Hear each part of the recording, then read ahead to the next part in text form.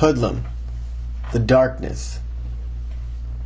The time has come, the dawn of a new arising. The end is near, but the beginning is yet to come. When we were young, we learned the difference between right and wrong, and the difference between good and bad. When we were exposed to our surroundings, we learned the difference between what is cool and what is not cool. I am the trash collector. It's time to take out the trash. My story is told, but there are others. My position on life stays the same, full of fear. Fear in the eyes of the enemy is the motion I beckon. The path of Dr. Psycho is freshly paved. I sense I have yet to see the last of my enemies. And I know there are others. Others who are stronger and awakened in this force. Ones who threaten what I call my home. The roof is still caved in, and a hooded ninja appears from the night sky. Electrical voltage circles the ninja's head. She reaches her arms out towards the fallen rubble, and raises her arms above her head. The metal roof follows her motion. As these pieces hover in the air, Dr. Psycho is released. He walks towards the ninja. "Who are you?" "Call me Hoodlum." She takes off her hood. The ninja is Jennifer. "I knew you would show no gratitude towards me sparing your life. So let's get one thing straight. We're not friends. I spared you because I need something from you. Jennifer, my dear, you had me worried. I thought they had killed you." "No. You ordered them to kill me, just like you did my parents. They weren't successful. In fact, they were cowards who ran away from the scene. Remember, you trained them. You trained these cowards, just like you trained me." Dr. Psycho reaches out with great force and backhands her face.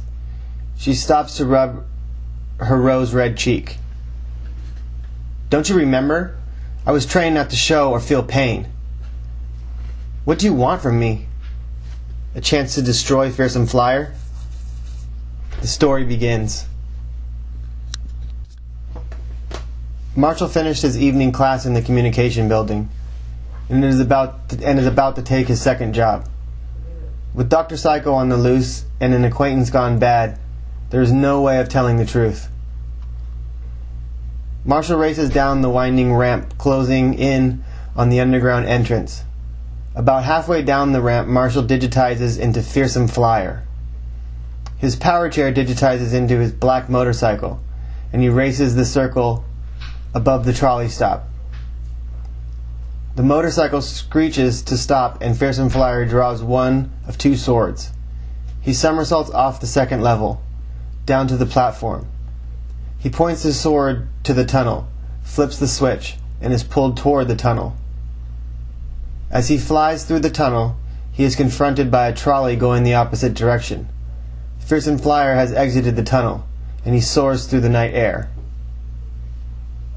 A drug smuggler is making a deal, while one of the biggest crime scenes is already underway.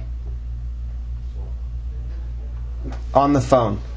"Yeah, just like I told you. You've got nothing to lose." All of a sudden, a man's shadow appears. This figure walks toward the drug dealer and lights up a cigarette. "Hey, listen. I'd love to have your business. So think about it. Call me back tomorrow. Or I'll call you. But if you want to work with my business, you say what you mean, and you get what you get. But you better be willing to pay the price." He hangs up. "Hello, sir. And what can I do for you?" "I came to pick up the package. I don't do deals unless I see my share." He reaches in his coat pockets and pulls out 2 stolen stacks of cash. "Okay, you've seen it. Now give me my half of the deal." He walks to a nearby metal cabinet, opens it, and pulls out a shoebox-sized, paper-covered package. He walks back to the man. "Here's your package. Now give me the money." He takes out the cash and hands it to the drug smuggler. Right then the wind picks up. Something is sensed to be wrong. A black masked figure is shown hiding in the shadows. They are as silent as the night. At another part of the junkyard, Dr. Psycho is back to his evil ways. Smoking is hazardous. We all know that. But should we choose to accept it? Smoking is a slow killer, robbing you from every breath you take, covering the walls of your lungs with poisonous tar. Your lungs will not expand as they should. And you, my good friend, you'll be dying, just like the rest of them, once you are under my control. He bursts out an evil laugh. Hey man, you don't scare me. I don't, do I? Well, I must not be trying hard enough. He points to a car. His finger gives off electric voltage and he shoots a car. And now let me introduce my associate. Her name, Hoodlum. Hoodlum walks into the light. Her hood covers her face. The drug smuggler pulls a gun and fires around at Hoodlum. With her ninja skills, she dodges every bullet. She focuses on the gun and the smuggler can grasp it no more. The gun is knocked to the ground. The woman dressed in black mask looks upward at a stack of piled cars. She reveals her metal claws, which she uses to climb the pile. Fearsome Flyer lands atop a pile of cars. You! Out of all people, it had to be you. You'll get used to me, Mr. Flyer. You have seemed to forgotten someone. Her. Jennifer? Hoodlum now, Fearsome Flyer. Jennifer is here no longer. Jennifer's dead. But you had the power to overcome Dr. Psycho. And give up my abilities? My abilities are my strength, my soul. Then you can no longer think of me as a friend. You have joined this war, a war you cannot resolve. The hooded figure in the shadows stands on the top of a stack of cars. She shoots a wire diagonally downward to the roof of the smuggler's beat-up shack, and she rides it down. Time is wasting. Only time will tell. He crosses both arms in an X, and electricity leaves his index fingers. The hooded black figure reaches the bottom of the line. She jumps to the ground, and the two stacks of cars explode. The drug smuggler and customer run for the gate. Hoodlum now uses her abilities. She focuses on a stacked car, pretends her arms lift it. She levitates it to the front of the escaping men and drops it in front of them. The men are scared for their lives as they panic and go around the car to flee to safety. Dr. Psycho, Hoodlum, now you've made me mad. Fearsome Flyer pulls both swords. He begins to spin them. He crosses them and brings them back to normal. He switches both blades on and somersaults off the edge. Before hitting the ground, he points his sword at a tractor. Hoodlum uses her arms to motion, knocking down all the piles of cars.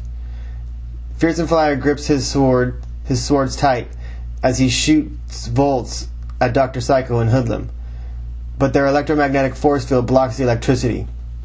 Give up, Flyer! Dr. Psycho blasts cars one by one. Hoodlum begins to destroy block by block, starting from near the east side of Freeway 5's overhang, sparing the building with tile art on 25th and the church on 32nd. Commercial Avenue is completely reconstructed. All of the graffiti and worn-down shops have been replaced with a new idea, having only companies who play commercials facing the trolley tracks. A street sign reads Commercial Avenue. By using camera shot angle trickery, like in The Birds, when using this method, the street can have the image of being reconstructed. A guided tour of the station is being held. And this is where all the airwaves are broadcast. All TV shows come from a source, and from a source to your home television. After the magic performed in this studio, the airwaves then intersect a satellite strategically placed to give the cleanest, crispest satellite quality. Many of our shows are shown in HD, high definition. That way, when the airwaves reach your living room, with your living room television, you can enjoy watching your favorite TV show with your family. Any questions? A man raises his hand. What if something goes wrong with the satellite? I'm glad you mentioned that. There are some things that mostly can be resolved, but some have yet to be taken care of. That's why I urge you all to call your local television station when there's a problem you can't find the answer to. A hand reaches into his chest pocket. Radio shows hit Commercial Avenue. A guided tour weaves through the station. Give it up for hit music, channel 933333. Don't turn that dial, because when we've come back, we're giving it to you in HD style. And now time for a break. This is the newest FM station of the city, found by a station in Florida. FLZ 933. That's right, the radio wave was so strong that the station got an additional 800 number. Now, with HD technology, radio capacity has moved a step up, and no time soon does it plan to fade out of the picture. If anyone wants to stay and listen to the show, feel free to join another tour group. Each group is spaced a half hour apart from one another. I've heard many of my favorite songs not get played all the way. Why don't they play them all the way? A radio station gets most of its money to remain on the air from its commercial playtime. I stress the word time. The radio is all about time. Say you can only fit 12 songs in 50 minutes, with 2 3-minute commercial breaks, and some airtime for the DJ. Next, I'll take you to the room that selects what type of commercials to play. A hand reached into her purse. A tour of Jammin' Z90 is underway. The station where dance, rap, hip-hop, and R&B blend into one. So get a smooth and cool sound here on Jammin' Z90. At this radio station, a mixture of cultures have given Z90 an award-winning sound for nearly 2 decades, and still going strong. This station was one of the founding stations of the music we call rap, that was predominantly consisting of all black artists. Next, Latinos joined the competitive sound, and that was the start of breaking categories. Finally, whites entered the race. Some early white artists weren't accepted into the rap culture, but with time whites had declared a space in the rap charts. Now, the culture and the love of rap is shared. Where did Z90 get its start? The station started out on 3rd Avenue in South Bay, but with the growing competition and popularity of Channel 93.3, Jammin' Z90 made a wise decision and packed up their bags and moved near Channel 933 on Ruffin Road. Now competition has never been better here on Commercial Avenue. A man reaches into his pants pocket. Dr. Psycho's assassins are plotting an attack to gain control of South Hauntington Beach. A series of extreme close-ups. A man takes a cell phone out of his coat pocket. A woman takes a cell phone from her purse. Yet another man takes a cell phone out from his pants pocket. A cell phone rings. Hello? 9579 East D Street. A cell phone rings. Hello? 9579 East D Street, north 6 blocks. A cell phone rings. Hello? 9579 East D Street, 4 o'clock sharp. End extreme close-ups. The radio station clock reads 3:30. All three head for the exit. Following the blue line downtown trolley tracks. So what is this place anyway? I don't know. I'm sure when we get there, we'll know why we were sent there. Maybe Dr. Psycho has something to do with it. Maybe he has a plan, a new plan for domination. So we're headed to find the truth. Ignore the truth. Did you get the keys? Negative. They're not good for the address. Where are the keys then? We don't need a key. Missile tests have begun. Sir, Prime Minister King John II has ordered a weapons test. Does the Prime Minister know what he's doing? Not in the aftermath of 9/11. It's too dangerous. Do as Prime Minister wants. I give the orders here. Lieutenant, at 0100 hours, we must launch our first missile into the Pacific, approximately 100 miles offshore. To launch the mission successfully, we'll have to manipulate radar systems. The only way to do that is to create an undetectable defense circuit. Well, you better get moving because there's only 15 minutes left to countdown. The erect missile is viewed. The 2-ton monster glares in the night air. The control board is covered with measurements, knobs, and a pacing orange light. Just underneath the light, a red digital clock is at 2445 minutes and 40 seconds and moving. That's simple. I'll have to set up a dismantling virus on my keyboard, affecting all radar systems. We all use the same system. Then I'll rewire our control board. A simple fix. The plan should take no more than 10 minutes. Then do it, soldier. Make us proud. The sergeant immediately takes out the military laptop and punches away at the keys. He goes screen into screen, verifying password after password. The clock reads 2400 hours, 49 minutes, and 37 seconds. The missile stands, if ready, to be tested. The control board's arrows are beginning to bounce back and forth. The sergeant is still busy loading the virus. He has it. Now, he has 2 minutes to rewire the missile before the virus can be detected. He hurries to the control board, not a second to spare. He looks at his watch, then the wires. The digital clock reads 2400 hours, 53 minutes, and 26 seconds.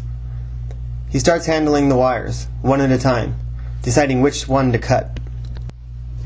He decides on cutting the black wire. Then he fingers for the red wire. He cuts it without hesitation, switches to the two ends to the other cut wires match, and seals the new match with a laser pen. The missile has 4 blinking red lights towards its nose. The control board arrows are now bouncing back and forth, out of control. The missile lets off steam. The digital clock reads 2400 hours, 57 minutes, and 13 seconds. Done. Excellent. In just another 3 minutes, the countdown begins.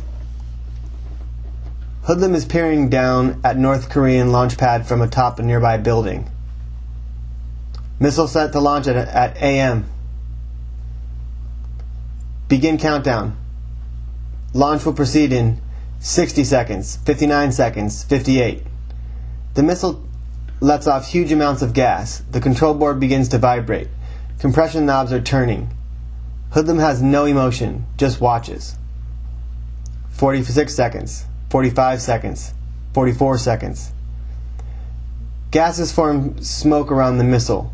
The orange light on the control board is now almost a solid glare. The digital clock reads 0100 hours and 23 seconds.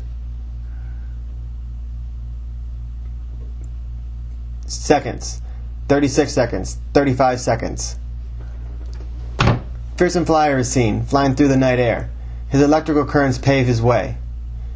19 seconds. 18 seconds. 17 seconds.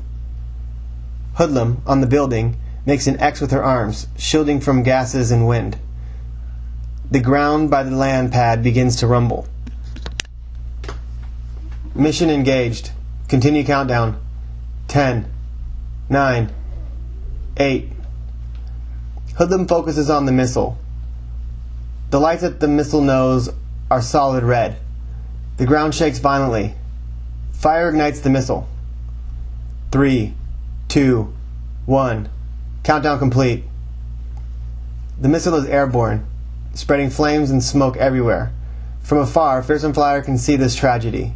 On the horizon, night turns to day. As the missile takes flight, smoke is everywhere on the horizon. Classic music is played. Many dressed-up couples are attending a classical show, which is rich with harmony. The musicians are busy at work, eager to make the best sound possible. Both Fearsome Flyer's enemies reunite to strategies. At Worm's Eye View, Dr. Psycho awaits Hoodlum's appearance. At the same angle, Hoodlum's feet walk towards Dr. Psycho, music playing in the background. I know how I've failed you. I know how much you hate me. But we have to put our differences behind us. I have done wrong. A wrong that can only be made right with you. With your power we can be whole. With your abilities we will be one. I will never join you. I will work with you, but the blood I shed will not be yours. Fearsome Flyer has stopped you, but he's never stopped me. He hasn't tried. You are his friend, someone he knows. I was a friend, but friends I have no more. As far as I'm concerned, everyone is my enemy. I stand alone. Everything was taken from me. You got to put your past behind you. Realize what I've given you, a power upon all the imaginable. And what do I ask for in return? To be your partner, to know somebody has my back, and to fight for one sole purpose, vengeance. How do you want me to help you? Now that we have a team of 2, it'll be easier to keep Fearsome Flyer away from where he's needed most. And where might that be? South Hauntington Beach. Your new playground for destruction. He will focus on stopping me, his arch enemy. And what do I have to hide? You. I will head to North Hauntington Beach to bewilder the beast. The business is about to close. A man shuffles papers. All right, everybody, pack up. Lights out. Time to go home. But we'll never make the deadline. But, no buts, Mr. Thompson. You see, that's not my problem. I make the rules here. You follow, so what? Do you expect us to work on this when we get home? You see, my friend, I don't care how you meet the deadline. It's not my problem, it's yours. You see, I trust you. However you handle it, I want to see those papers on my desk tomorrow morning.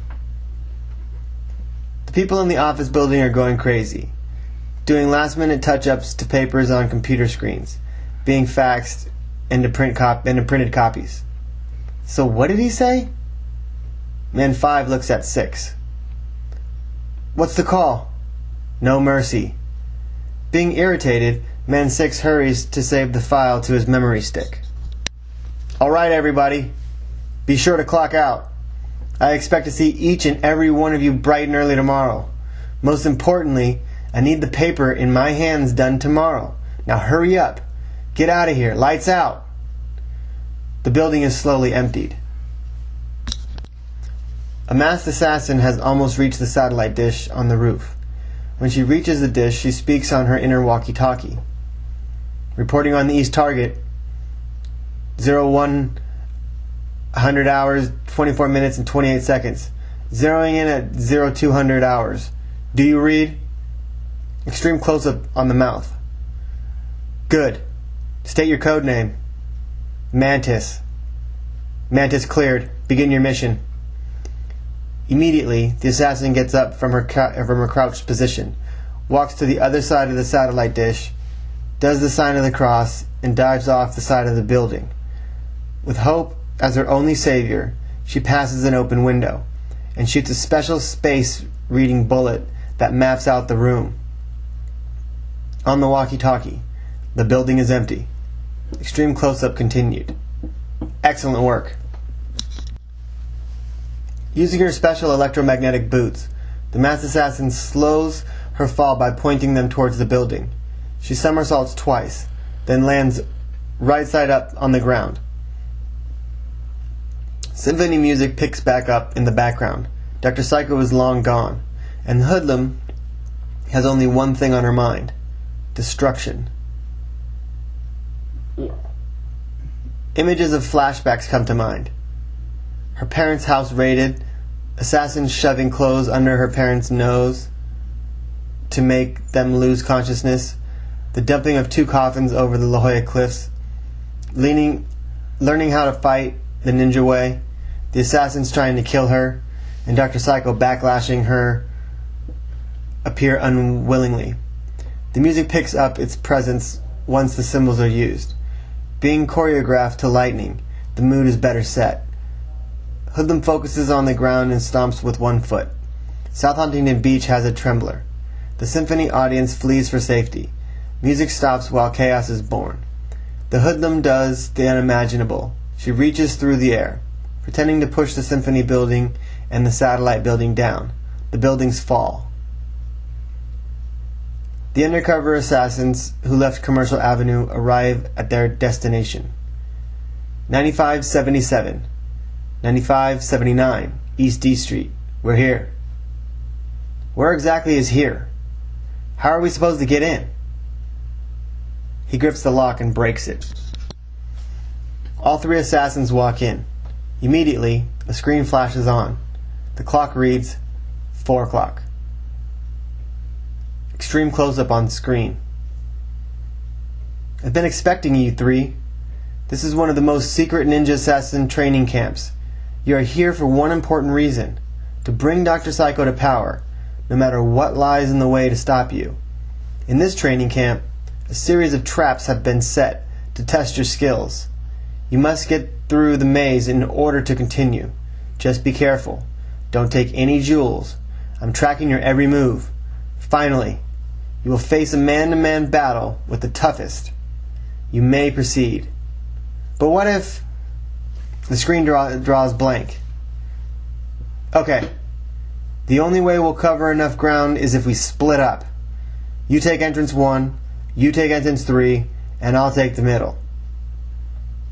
They take their city clothes off, and underneath lies their assassin uniform, black and dark. They reach in their purse and pockets for their mugger masks. Each entrance has a few ninja weapons. They grab them and are gone.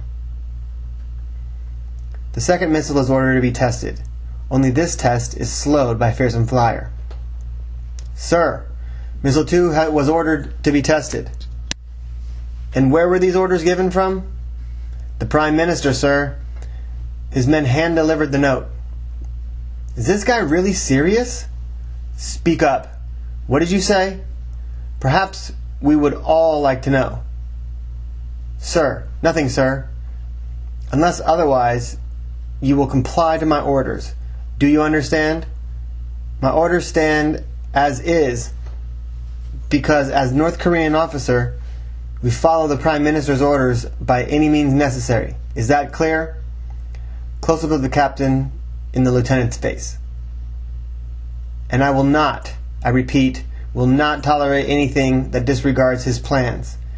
Do I make myself clear? Yes, sir. Captain, I'm not sure I fully understand. Isn't what you're practicing murder? I thought you were old enough to decipher between what is right and wrong. Who is this man standing in front of me? Try someone who's sworn to protect. Well, that's very nice of you. But you are wasting my time. Fire! The men gang up on Fearsome Flyer, draw their guns, and fire at will. The bullets ricochet off Fearsome Flyer, and he draws both swords. He starts slowly twirling them and quickly picks up speed. When twirling them like nunchucks, bullets bounce off the blades and head towards the men. Duck! Take cover! How's he do that? Fearsome Flyer points his sword at the missile carrier truck and flies to it. The battle has begun. Do you get my point now, Captain? You will continue with your mission, but I will always be lurking in the shadows. You don't scare me. I'm proud of my country. I'll die for my country. There's something wrong with this ammo. It won't shoot. Try now. The Major stands up in the line of fire and runs toward Fearsome Flyer, shooting like a madman. The bullets are of no use, bouncing back here and there. But after screaming all the way to Fearsome Flyer, with his back turned, facing the captain, Fearsome Flyer holds out his sword. The Major's stomach is cut. He falls down, helpless. Let that be a lesson. No one takes my men down. That's what you think. You see, I too am proud of my country, but I stand for the world. Captain, there's something I think you should check out. The captain walks over to the lieutenant, holds up a shot bullet. The bullets are intact. There's no time to waste.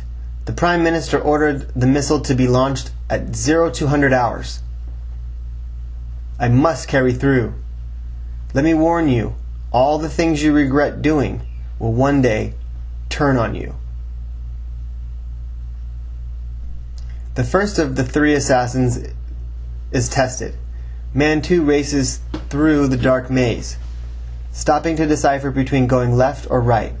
When he makes his choice, he has no idea what's in store for him around the corner. Other ninja assassins, ones who passed, are ready to attack. As he turns the corner, they move in, first keeping silent, then yelling for the attack. Man 2 starts shooting his gun, and they respond by hurling ninja stars at him. First, he dodges some, headed for the chest. Then, the assassin's ninja star slices his thigh. Bullets start flying again. The assassin successfully dodges every bullet. Man 2 escapes and continues through the maze. On his radio, Test 1 accomplished. Man 2 continues on. He takes a right, skips an entrance, and turns left. As he cautiously moves forward, he begins to descend. A hole in the center of the walkway causes Man 2 to fall a good 10 feet. There seems to be no escape. Suddenly, the metal walls begin to slowly come together. He looks at the walls and then looks up. Sure enough, a rope falls from the ceiling, but it's too short. He looks around. While doing this, his back of his heel steps on a button. The floor gives away, and Man 2 falls even further. After reaching the ground, he finds himself in a basement. The basement seems calm, but test has only begun. Black boots slowly creep down to the basement stairs. The lights go out. Man 2 turns on his night vision goggles. A man jumps down from the ceiling. 5 men start running down the stairway. A couple ninja assassins close in from behind. Man 2 is attacked from all angles. After being headlocked from behind and kickboxed from the front, he manages to break free and contribute to the fight. After a while, he escapes the basement. He slams the door behind him and tries to keep the door shut by putting heavy items in front of it. He then finds himself in an old abandoned warehouse. After shutting his night vision goggles off, a few seconds are followed with hundreds of ninja assassins appearing in the warehouse, armed and ready to move in. The private is in the truck which holds the second missile. The lieutenant guides the private from outside the vehicle to help him set the missile up. Forward. Okay, stop. Turn the wheel to the left a little bit. Okay, forward. Go about 1 foot. Stop. Now raise her. The shell starts to raise. The higher the missile gets, the more angry our masked hero gets. With the bandage across his chest, the Major steps out of an office overlooking the launch site, holding a cup of coffee. There's nothing he can do to stop us. I wouldn't be too quick to judge. You've seen what he can do. The missile is almost all the way erect. Nothing says he can override North Korea. Fearsome Flyer can't believe the fact that the men are buying the fact that they are just testing missiles. The second erect missile is now in place. We're setting orders to test our missile range. Who says we can't achieve our enemy target? Lieutenant, I need measurements, numbers, and you're the good one in mathematical equations. I will use my skills and efficiency, mixed with my knowledge of warfare, accurately, sir. The lieutenant busily draws maps with variables and equations. Then those values of cosines and tangents, all graphed on a scatter plot, matching friction, missile weight, variable x, and speed, enabled the lieutenant from finding the formula. Have you found the formula yet? Irritated. I'm busy. The sergeant walks away to the captain. Sir, what if we don't have the capability? That's nonsense, Sergeant. We have the top skilled army in the world. I got it. Man 3 is shown at the beginning of the labyrinth, puzzled with whether to turn left or right. He finally turns the corner.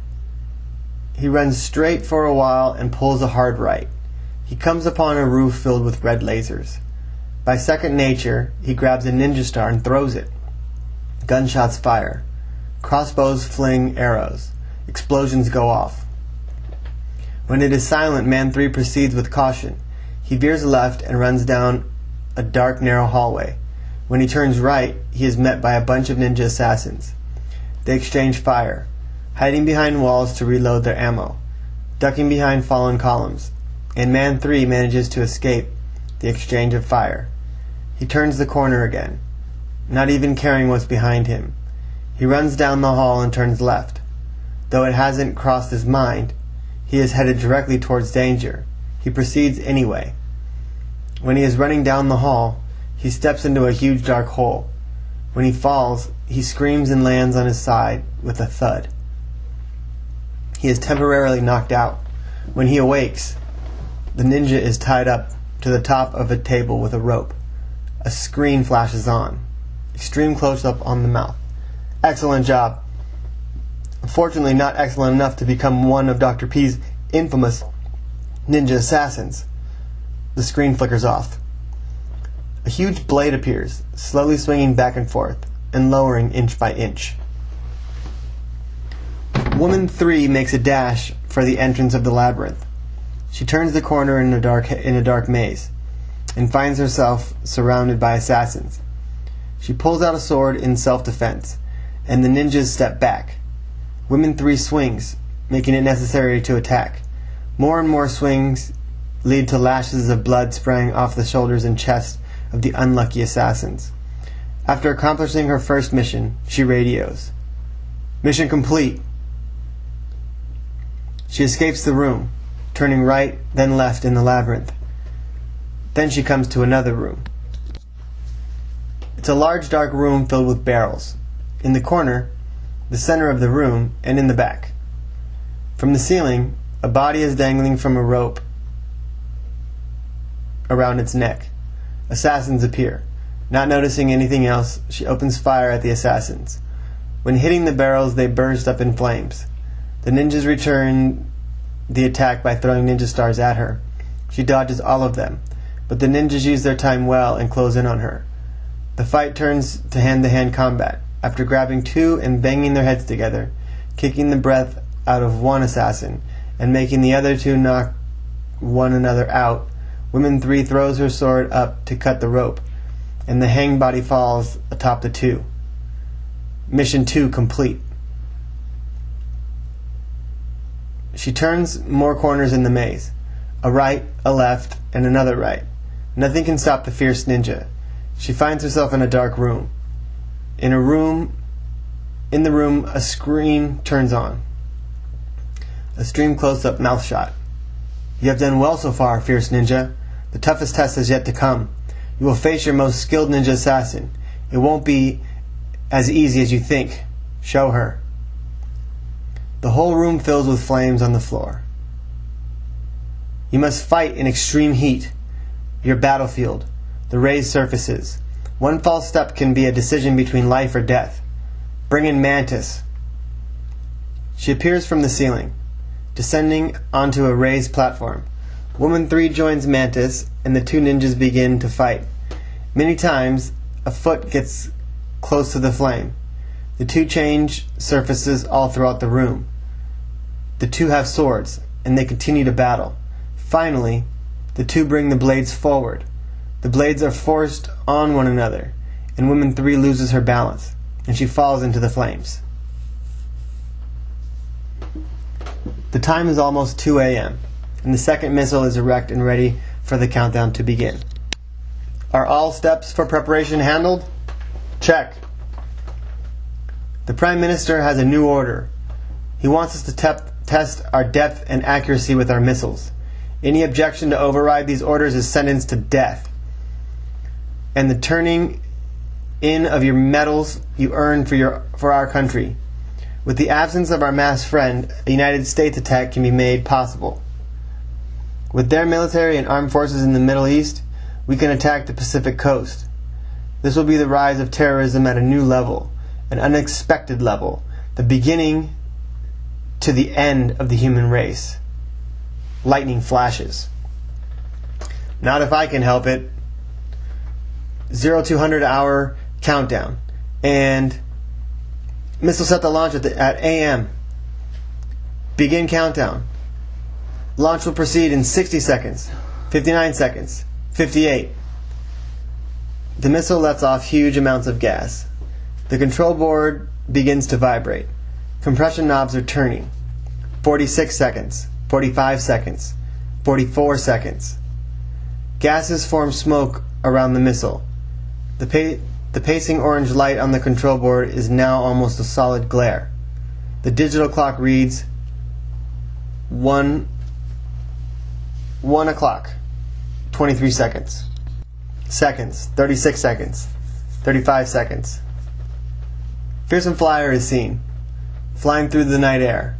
His electrical currents pave his way. 19 seconds, 18 seconds, 17 seconds. The ground by the land pad begins to rumble. The Major's coffee vibrates, falls, and breaks. Mission engaged. Continue countdown. 10, 9, 8. The 4 lights at the missile nose are solid red. The ground shakes violently. Fire ignites the missile. 3, 2, 1. Countdown complete. The missile is airborne, spreading flames and smoke everywhere. On the horizon, night turns to day. As the missile takes flight, smoke is everywhere. It is a typical fair night, one like every year. How little did the population know.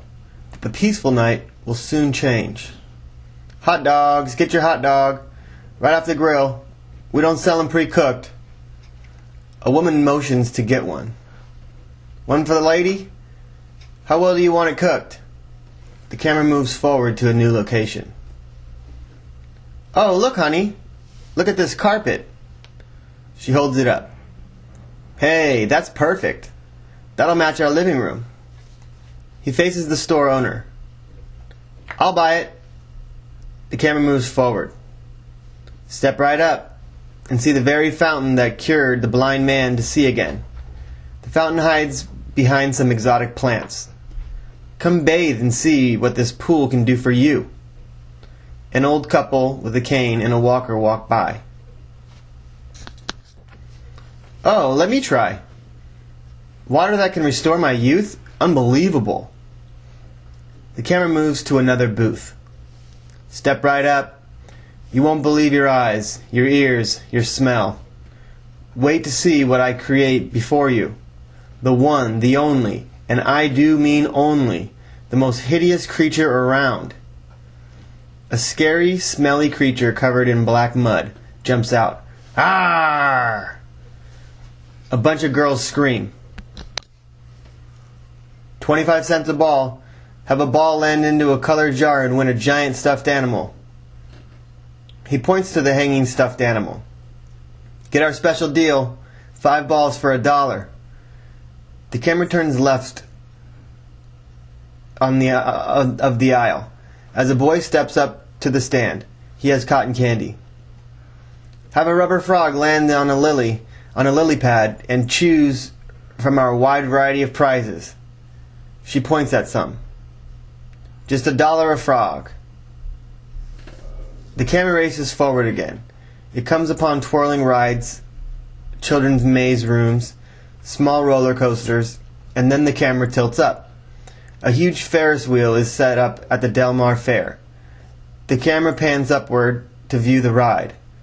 From the top, looking down, lights are everywhere. The view is really good up here, huh, son? Yeah, great.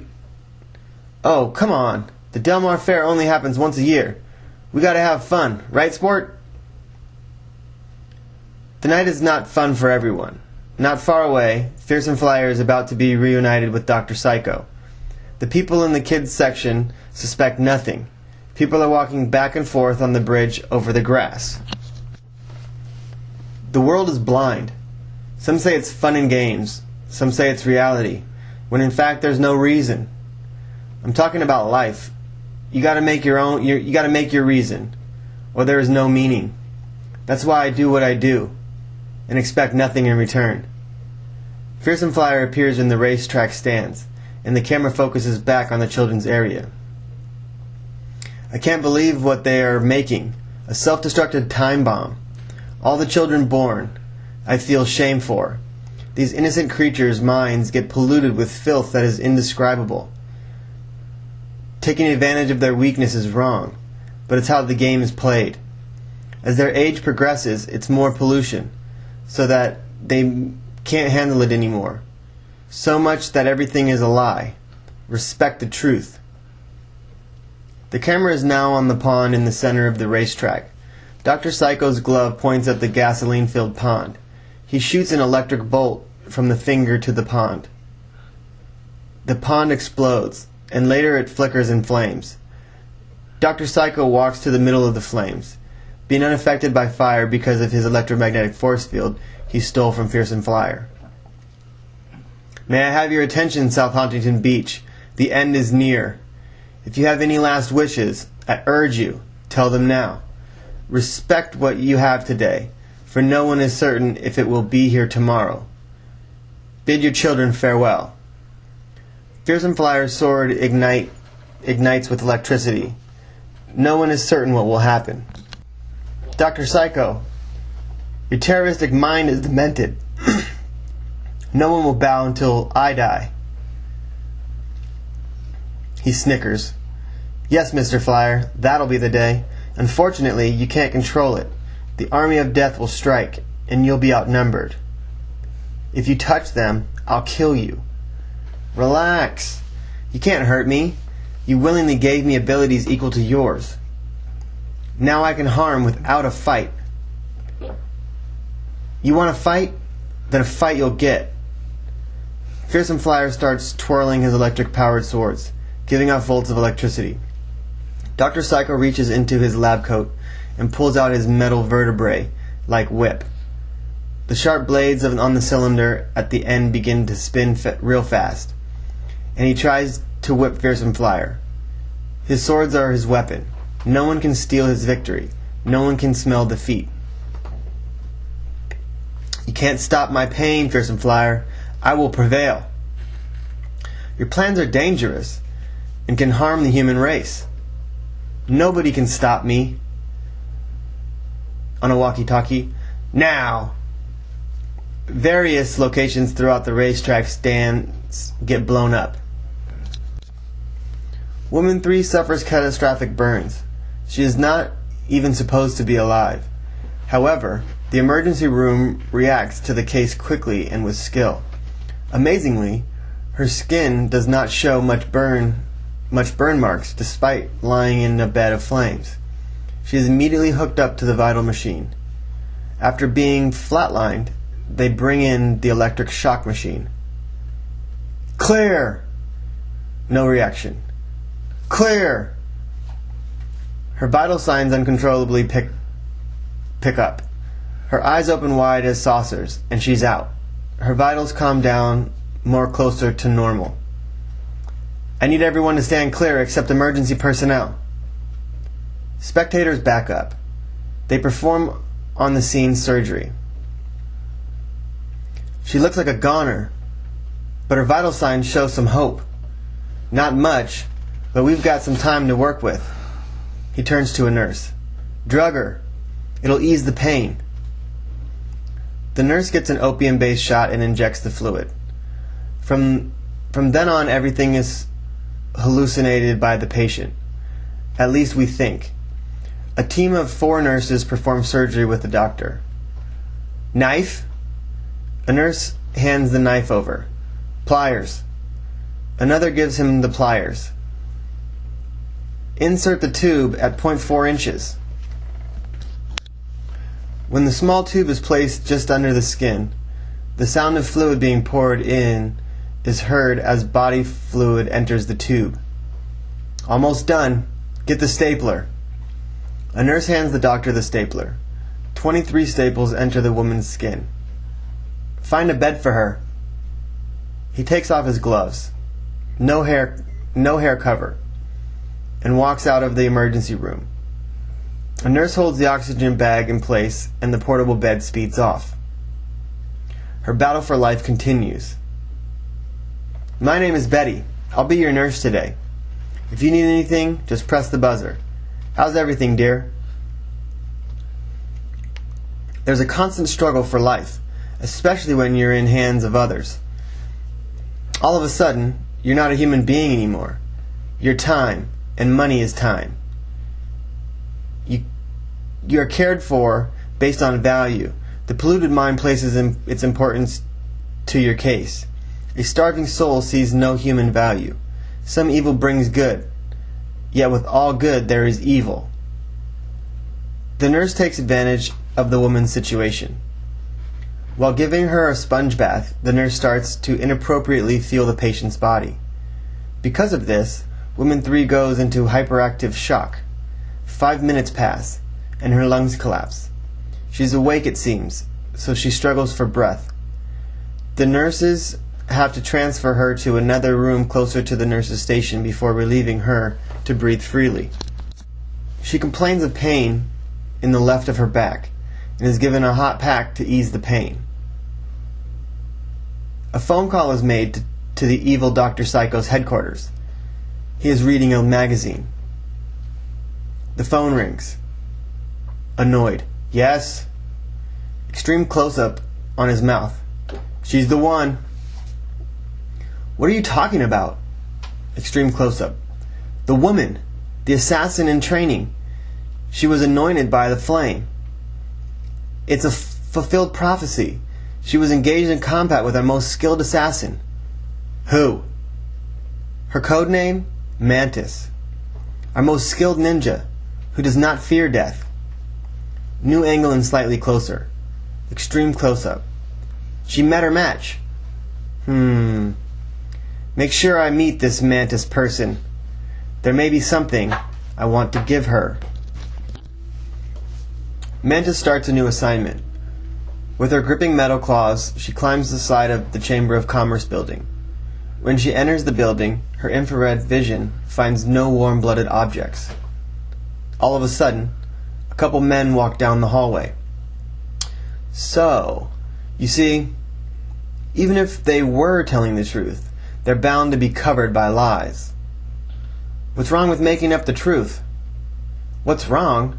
I'll tell you what's wrong. It's those people against you. You can never tell what their reaction is going to be. Then how do you suppose we gain respect and win votes? Give them what they want, what they can sink their teeth into. The two start walking away after man 8 puts away a file. So you're saying vote for the one that doesn't lie? No. I'm saying it's a mixed bag. You'll never know what you'll end up with. As soon as they're gone, Mantis searches for the file cabinet. She searches desk drawers, goes through papers, knocks over the trash can, and finds the cabinet. She searches for the N section. She finds the section and hectically looks for the NUs. Because she knows that soon the two men will be back, NU is found, and she vigorously searches for the blueprint and all nuclear war plans in a folder titled Nuclear Project. Man 9 walks in. Hey! Mantis pulls out her gun and shoots Man 9.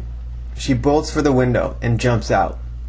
When she does, Man 8 checks on Man 9, and he sees her jump. Call the police! He's shot! Mantis falls, but her metal electromagnetic boots break her fall. as they create a magnetic bond to the building. She has the plan safely tucked away, and she starts clawing down the side of the Chamber of Commerce building. The bridge between the buildings of the Chamber building floor is viewed. Police run through the connecting tunnel. "Stop that maniac!" A police squadron car sounds the siren as red and blue lights flash. The people of the downtown streets look up in amazement.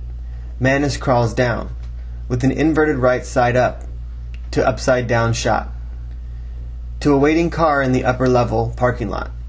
When she safely falls into the waiting convertible, the car speeds down the ramp to the ground level streets. The convertible top closes, and the capture of Mantis turns into a car chase. Kimley makes adjustments to his evil plan.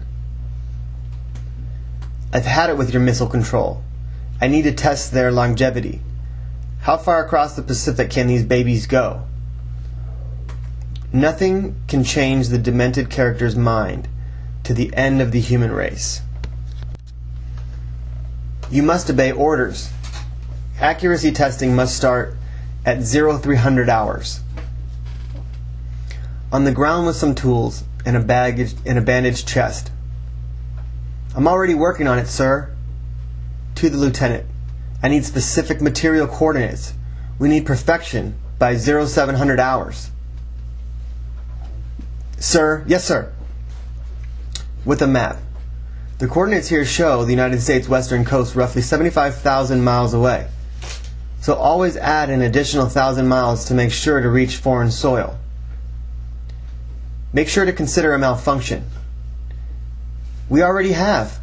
When switching to our third missile test, I reprogrammed the brain of the system to only respond to confirmed commands. A malfunction won't be recognized unless confirmed. Then prepare to launch the missile."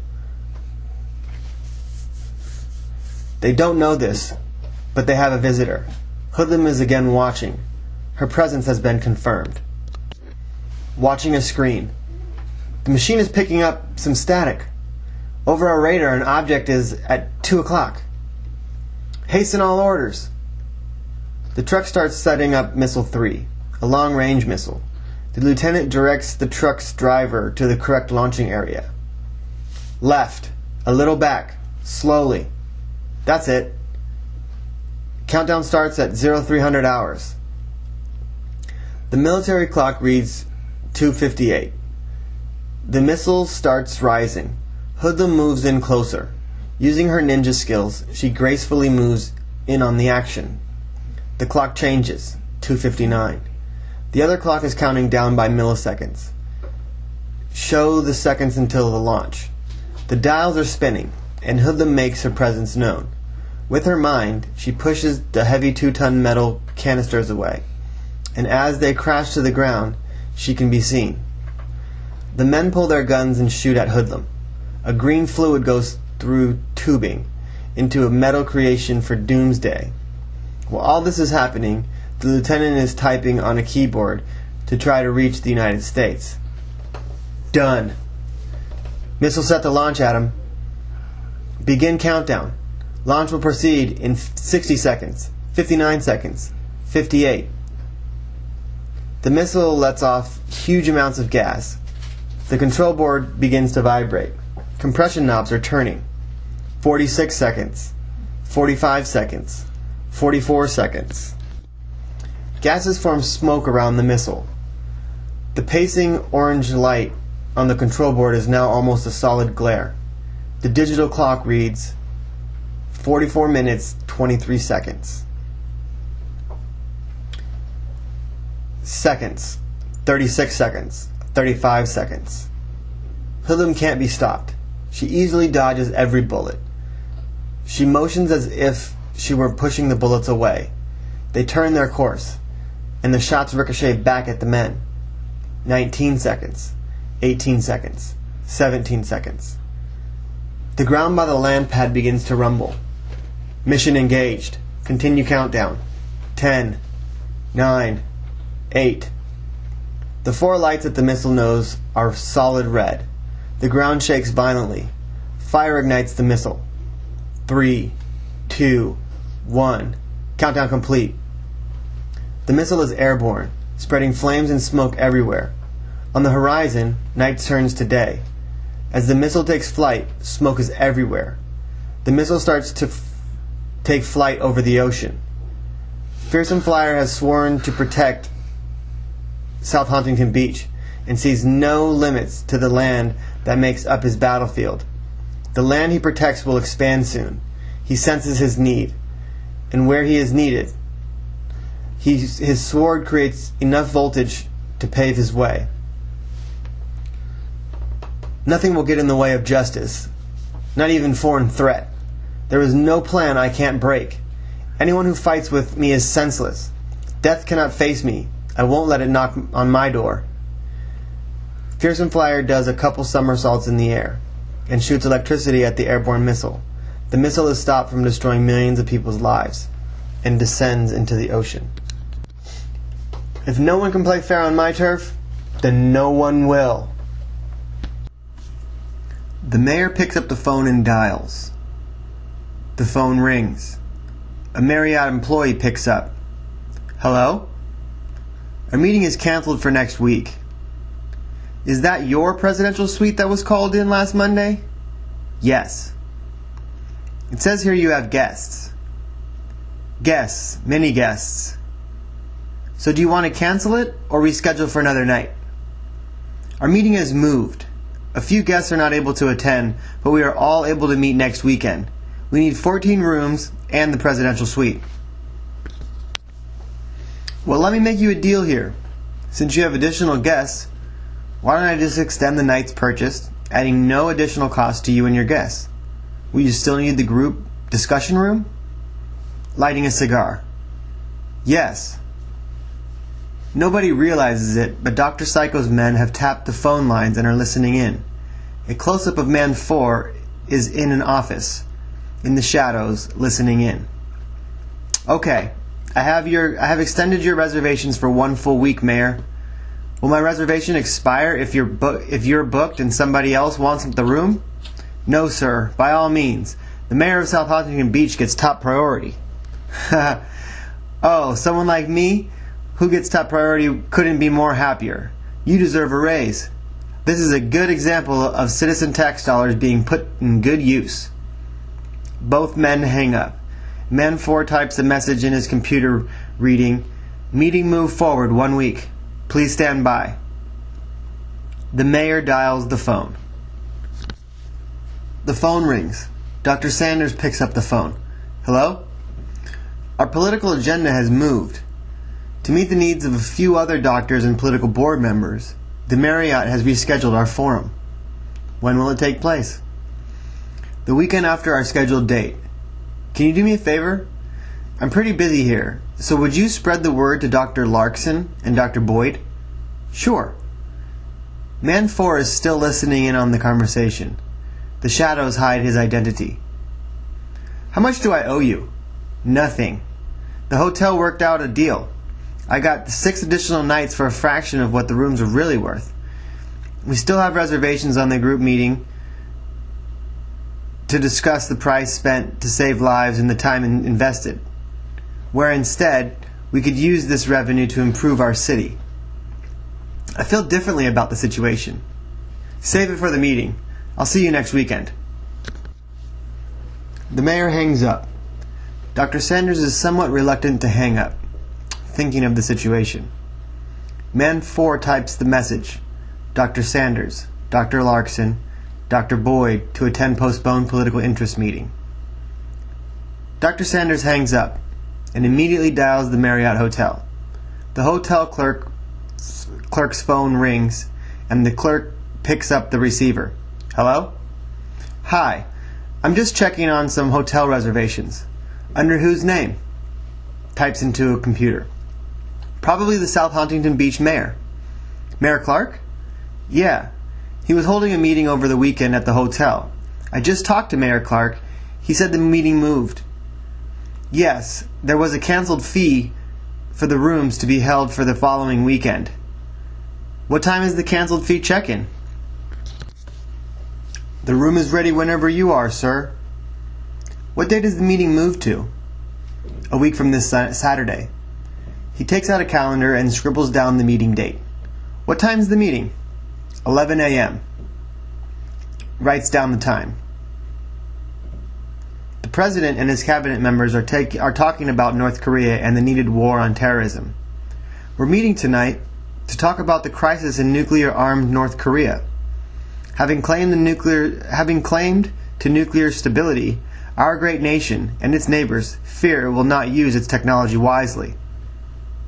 I believe this is a different kind of terrorism. I'll never forget the great Twin Towers falling, Mr. President. I propose we start rebuilding the towers. Maybe not exactly the same. I understand the way New Yorkers feel about the tragic three numbers, 9/11. But it's obvious. That's what the terrorists want. The President created my job to make America safe. Now we are vulnerable and at risk for an attack. Having a threat on both coasts can truly spell out disaster. Ever since the Korean War, the United States has been viewed by North Korea as evil. I understand that. But if we view them as a possible new threat of terror, we have to stand up to them. Well, how do you suppose we do that? Finish rebuilding the state of New York. You don't need ultimate high-rises to have a functional city. But the suggestion of land use is a memorial park. Can't you see? That is exactly what the terrorists want. They would treat the park as a trophy to show off. A memorial park would be a medal of great honor. If in fact a park needs to be built, I say only around newly reconstructed towers. We need to finish rebuilding, because even though we have a great amount of armed forces, their service is needed on new foreign soil. We fear North Korea as much as they fear our presence.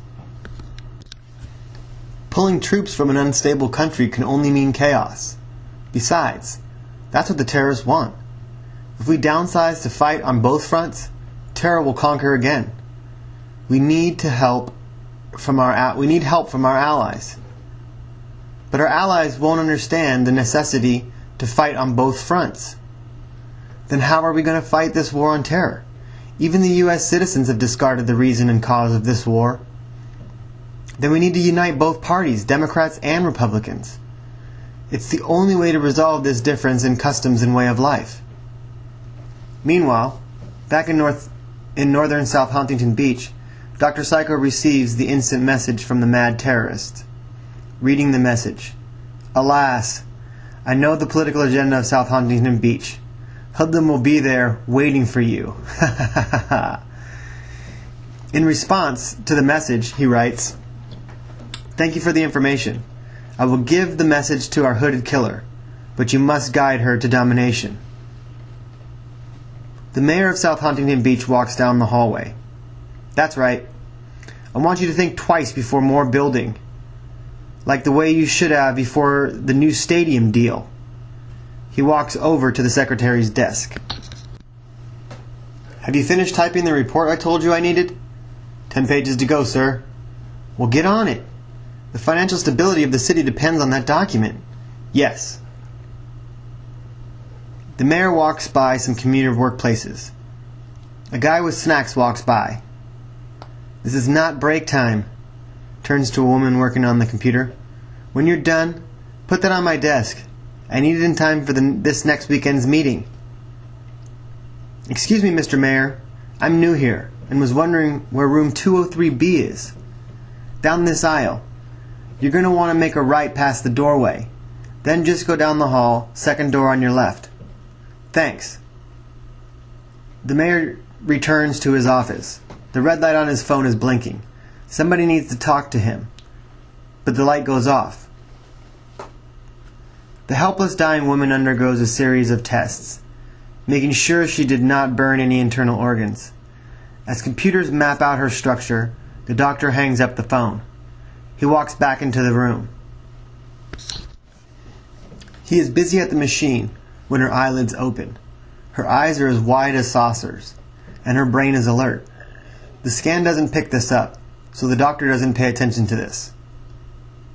"Do you want to proceed, doctor?"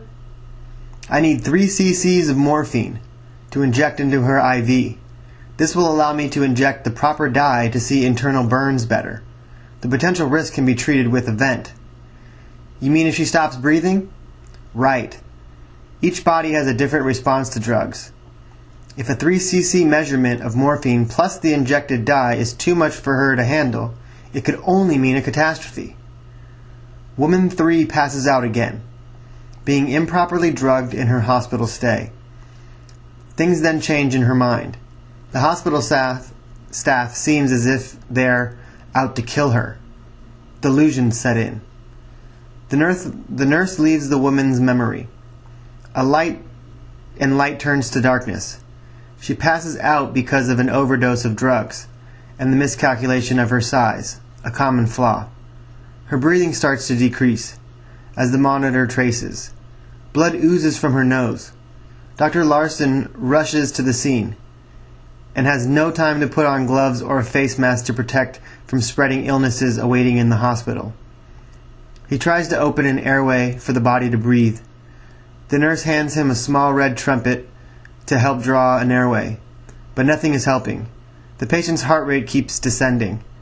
Bloody towels are being thrown across the room by the busy team. A male nurse comes in the room with a light blue clamp on a tube, attached to a long tube on a ventilator machine. I thought you could use this. Dr. Larson grabs the life support system. He opens the passed out woman's mouth with his free arm. With the other, there is no time to lose. He points the smaller, more narrow tubing at her mouth. And 3, 2, 1. He shoves the vent down her throat. 1 week later, 2 cars pull up in front of the hotel. From outside one of the cars, the car door opens to reveal Dr. Boyd. From inside the other car, Dr. Sanders eagerly awaits the weekend. We're finally here.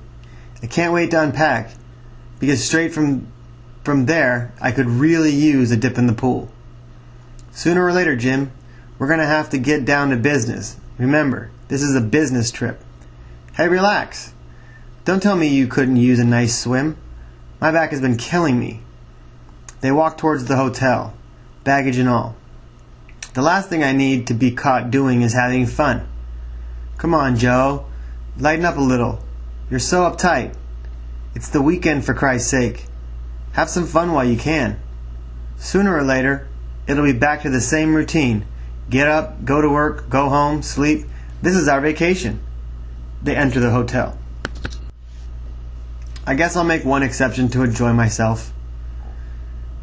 They walk up to the check-in desk. Dr. Sanders rings the service bell. May I help you? Yes. We're part of the reserved party. It's probably under the mayor's name. Our mayor? Of South Hauntington Beach. The clerk scrolls down a list of expected guests. He finds the reserved rooms under the mayor's name, picks up the phone, presses a 4-digit number, and hangs up. Here's your room keys. Checkout is Sunday by 2 o'clock. Any questions or concerns? You can reach the front desk by the code listed in your room. If you need any assistance, the hotel opens from 8 a.m.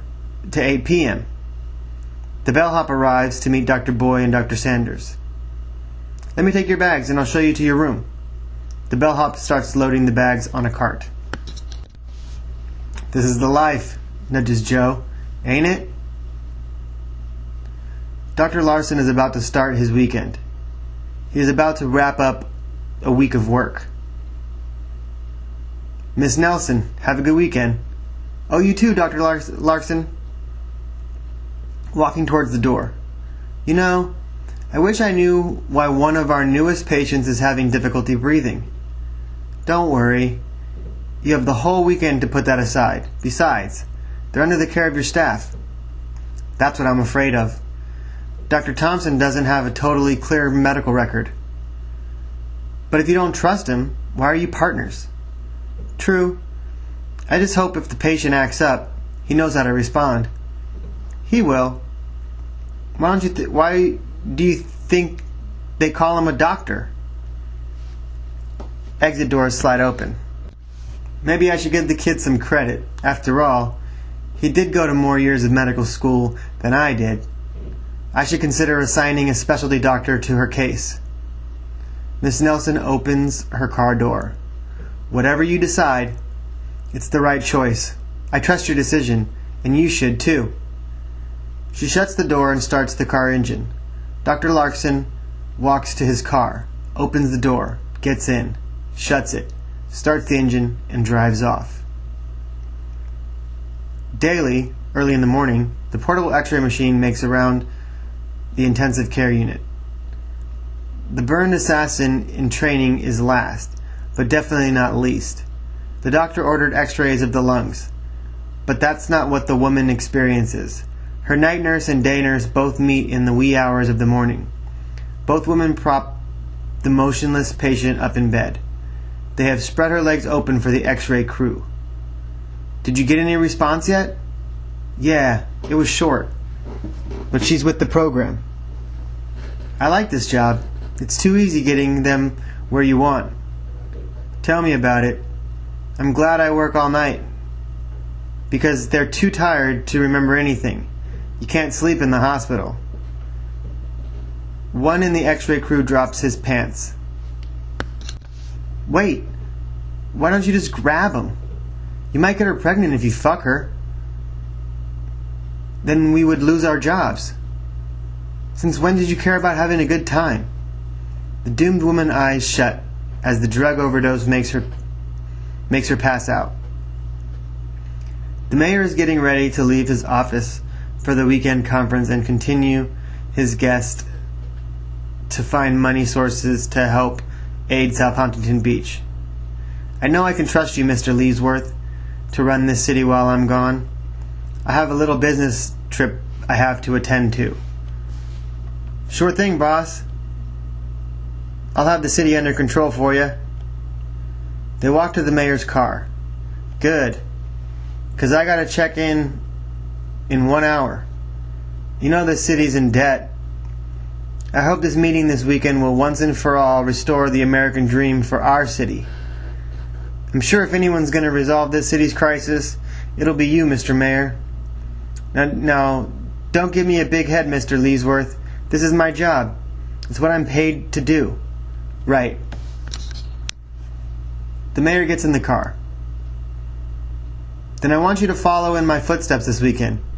Use the city's taxation monies wisely. We only have so much to work with. For now. I plan to change that. Do I make myself clear? Yes, but one thing. How do you intend to erase this city's financial worries? Enforced euthanasia. The mayor shuts the door and starts the engine. Fearsome Flyer recalls the truth. The panning of the doomed city serves as a foreshadow of events. Euthanasia, the invisible torture chamber, a brief halt to one's fate, a non-believer's definition to justice, an instant rebirth to the fiercest of foes, one that science brings upon us from those who play God. Destiny is not to be tampered with. Destiny is not to be altered. Destiny is our fate. It is something we believe in, nothing we can change, not by religious dispute, racial ethnicity, any disability, be it mental, emotional, or physical. Euthanasia is murder. If saving lives is too expensive, think of both sides before pulling the plug. By destroying this woman, you will create a monster, something you have no control of, similar to the monster you've made. The camera now follows Fearsome Flyer on the freeway, Highway 805. He is still riding his motorcycle. I am too small of an army to defeat the negative imbalances of nature. The world can make a huge mistake if it does not act carefully. We are in this together. It's time we started acting like it. Who cares about racial or religious differences? Whether you're smart or you've got some emotional times in your life, that is no reason why there is chaos.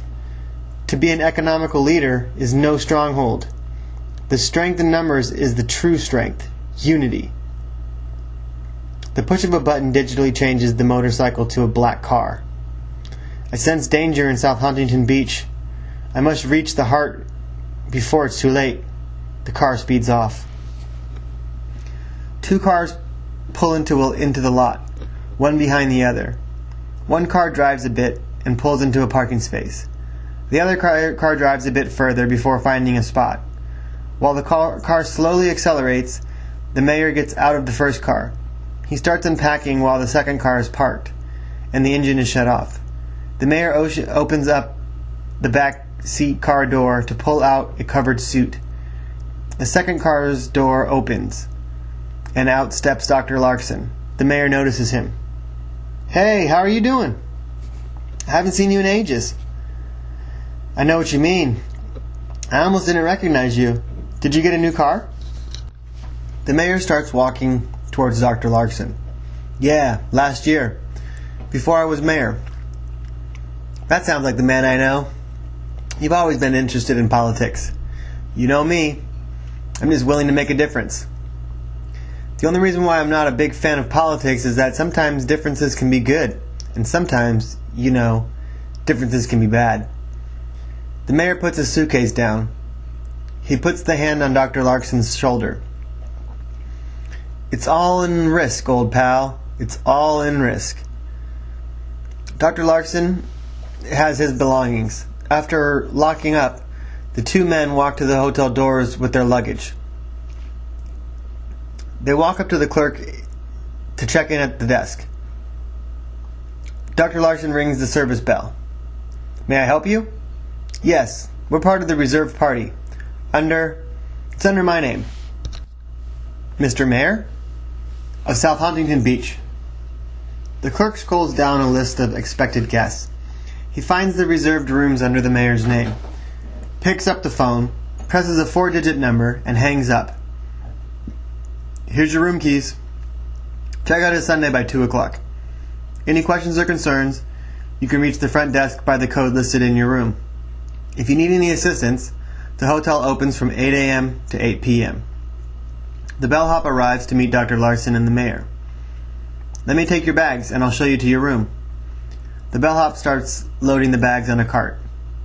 "Let's relax a bit, because we're going to have our conference. You're going to need it." "Missile set to launch at AM. Begin countdown. Launch will proceed in 60 seconds, 59 seconds, 58. The missile lets off huge amounts of gas. The control board begins to vibrate. Compression knobs are turning. 46 seconds, 45 seconds, 44 seconds. Gases form smoke around the missile. The pacing orange light on the control board is now almost a solid glare. The digital clock reads 0 hours, 44 minutes, and 23 seconds. Seconds. 36 seconds. 35 seconds. Nothing can stop the launching crew. A recipe for a disaster has been written, and it is their order they must follow. 19 seconds. 18 seconds. 17 seconds. The ground by the land pad begins to rumble. Papers are being picked up by the increasing wind. Mission engaged. Continue countdown. 10, 9, 8. The 4 lights at the missile nose are solid red. The ground shakes violently. Fire ignites the missile. 3, 2, 1. Countdown complete. The missile is airborne, spreading flames and smoke everywhere. On the horizon, night turns to day. As the missile takes flight, smoke is everywhere. The missile starts to take flight over the ocean. North Korea has just tested their 4th nuclear-bound missile, raising the threat level in the United States. "Mr. President, I have just received word of a new missile test from North Korea." "Great. Terrorism at a different level. We must stop this before innocent people get hurt." "But how do you expect us to protect both coasts at the same time?" "I don't know right now. But you're going to have to find a way to safely pull the troops from one battlefield." "That would be what the terrorists want. They'll laugh if I resign, but doing what you want will make me. They could come to power." "Well, we must do something. North Korea has been viewed as evil, and dangerous by the United States since the Korean War, and our image of them won't change. So you want me to surrender my title, even if this is a threat to American safety? We must do what we have to protect our freedom. Shouldn't you talk to our Homeland Security advisor? His job is to protect our freedom. Mr. Secretary, don't take this personally, but we have a priority to accomplish. You must send our troops, and you must step down. I understand. This is what's best for our country. If I don't resign, this country could be doomed. It's not your fault, nor is it anything you can change. But terrorism kills innocent people and loved ones. Remember the events of September 11th, 2001, and remember, we have to stop. The mayor is joined by several political chair representatives and 3 doctors, Dr. Sanders, Dr. Larson, and Dr. Boyd, sit around the conference table. The meeting is an attempt to resolve South Hauntington Beach's financial deficits. The meeting is called to order. Gentlemen, I arranged this meeting in an attempt to solve our city's financial crisis. As you see, I have been joined by some of my staff because if we don't resolve this crisis, soon our city could be faced with serious consequences. So how do you know your idea will work? I am confident my resolution will put an end to our political struggles, but I need the cooperation from local hospitals to put an end to our deficit, and we can start moving forward. How can the medical field help correct a political and economic problem? Think of how much money is invested in the process of saving lives. The use of taxes and medical coverage being used to run life-saving machines. Finally, our problem surfaces. Don't you think we have the ability to have a problem stop? What is your step of action? I was hoping you'd ask. We are putting millions of dollars in life support annually, not to mention numerous surgeries performed by underpaid doctors.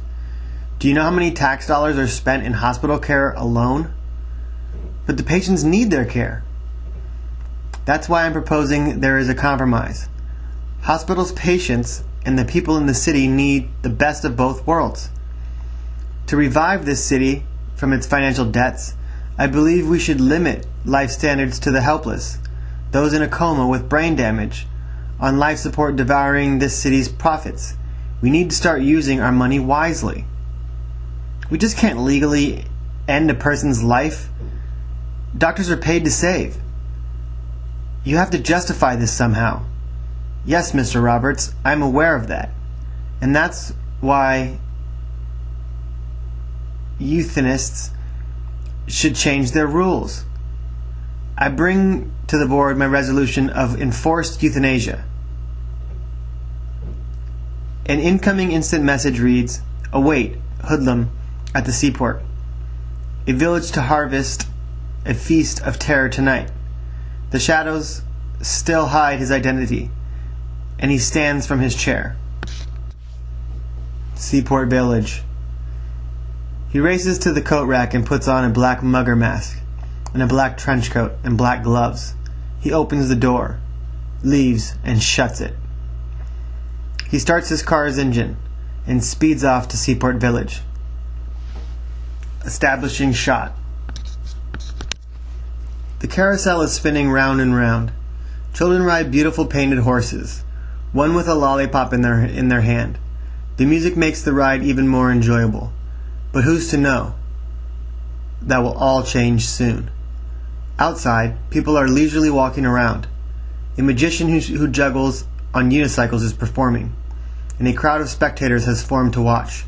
The scene shifts back into the carousel area, and out of nowhere, the masked man appears in the corner. The camera is panned diagonally upward to view the exterior of the Marriott Hotel. The scene quickly changes to Fearsome Flyer's ride entering the downtown streets from the 94 off-ramp. The car speeds down the road. The meeting continues. So let me get this straight. You're saying having controlled time limit before euthanists are legally allowed to end a person's life is a just action? From outside, Somebody is getting great attention as they make their way to the restricted meeting. The camera seems to be the person, because as it storms down the halls, nearby vacationers stop what they're doing to stare. There must be a different way to get our city out of bankruptcy. If we can find an alternative route, tell me. I have been working on this problem for some time now, and it's ridiculous how many tax dollars go into operating medical machinery. Some devices are used around the clock. From outside the conference room door, 2 female-covered black arms reach toward the door. They push the air, and the doors split open.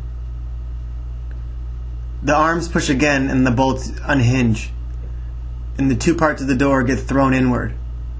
From inside, a black hooded female crashes the meeting, sniffs the air. I smell something. I smell fear in the flesh of a rotting bureaucracy. I smell a hidden denial in the pain, the agony you bring to this city. I will curse you, curse them all for this misinterpreted death sentence. Every hungry soul has been starved and persecuted to a finished life of opportunity. I have come to give you your death sentence before you destroy what you can't fix. She swings her arms forward with anger. As picture frames are knocked down, people are hiding under desks. I don't know who you are, but you have no right interrupting this meeting by wearing some clown costume and somehow destroying that door. Call me Hoodlum. I work for the dark force of nature. I am the master, and you are my slave. Do what I say, or face the consequences. We will never listen to you. Hoodlum swings her arms in the other direction.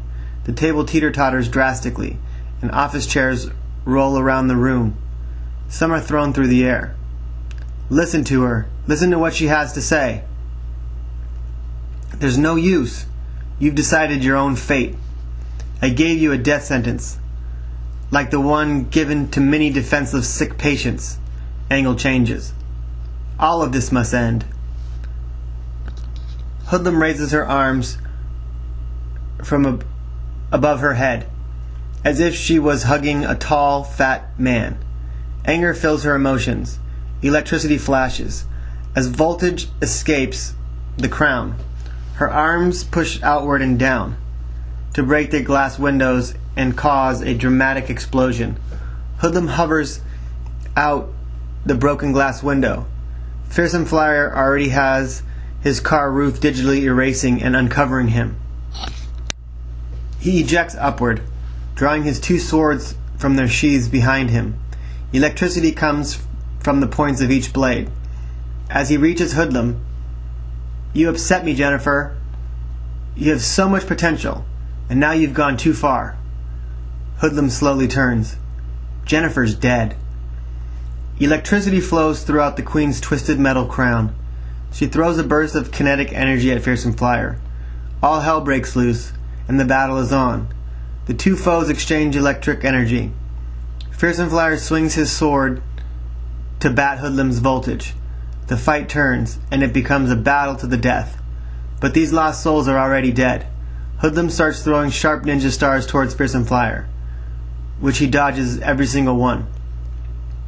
They begin hand-to-hand combat. The man in the burglar mask, trench coat, and gloves at Seaport Village is sitting in his car with the motor running, waiting for who he came for, Hoodlum. She descends to the man's waiting car. As soon as she gets in the back seat, the man speeds off. A concert is just let out. No one is suspecting what will happen. Mantis has a hidden agenda up her sleeve. Everyone's left the dome capable of amplifying music. Her mission is to penetrate the sound barriers. From the rooftops of the structure, the masked woman aims her crossbow at the other side. A close-up of her pulling the trigger follows. The rope is secure and it slants downward at a 30-degree tilt. She begins by crawling down it, upside down, carrying an Uzi and a rocket launcher. An off-duty security guard sees her from below. Freeze!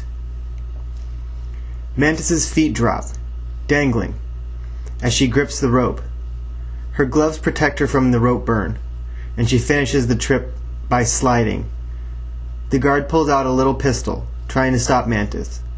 When she's got under seats, she loads a powerful gun and returns fire. Nothing can stop the bloodthirsty, cold-blooded killer. More security guards overhear what is happening and join. They try to wound Mantis, but her assassin training pays off. She outsmarts each and every one of them. The fight goes on, and a SWAT team Dan pulls up. So the Dark Mistress loads a rocket launcher to complete the mission. She aims for the stadium walls. SWAT teams disperse from their vehicles. Move! Move! Move! Move! Mantis pulls the trigger. The walls are damaged, and Mantis gets away before the SWAT are even there.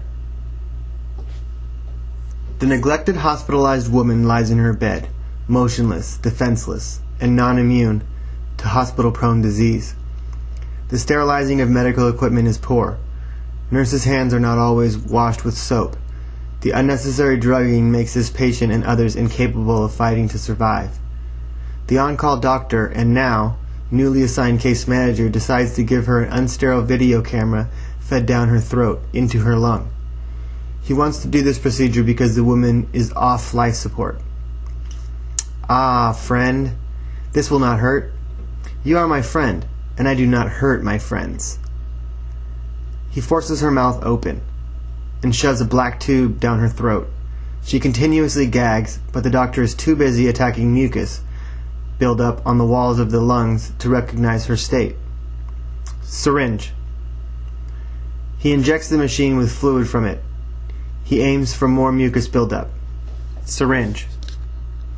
He continues to inject, while the woman continues to gag and cough on the invasive device. He aims again. Syringe. The woman keeps coughing, but no one pays attention. The injections with no pain relief for the invasive object is a deadly mixture. Syringe. The last injection doesn't bring ease. The woman feels they are definitely out to kill her. The doctor's assistants clean up their mess, and everyone leaves. Later, when the results are read in the nurse's station, Dr. Stephen reports that a staph infection was found in the left lung, a hospital-prone, non-sterilizing disease. To Dr. Stevens. Why are you so happy? To Nurse 5. I am the only doctor that can perform these without anesthesia. You didn't give her anything? No. She did it because she is my friend. My patient is my chisma. In the hallway, he starts jumping for joy, dancing, and clicking his heels in midair. She did it because she's my chisma. She's my chisma. Mantis appears from the shadows, ready to challenge the SWAT team. Everything they train for is about to come in handy. The test begins, as the masked menace makes her first move. Points a gun at her. Freeze! I'll shoot! You don't have the guts. She kicks the gun loose, and the gun backfires. Some more of the SWAT team come to the man's rescue. They return fire at Mantis. All hell breaks loose for a while, as both sides fire. Having to have been put back on a ventilator brings more fear to the defenseless woman. A visit from the respiratory aide frightens her. A routine visit is quite odd, because the respiratory aide does not explain what he's doing. He just measures a liquid substance, snaps it into the vent, and starts typing on a nearby computer, pressing keys which control how much oxygen is fed through the machine. The man leaves. The woman lies still, motionless, and doped. She starts hearing voices in her head. They sound like they're coming from the next room over. Worm's eye view, middle of the bed, looking up. We should turn the ventilator off. Turn off the ventilator. When? Turn it off tonight. She costs too much to keep alive. Bird's eye view.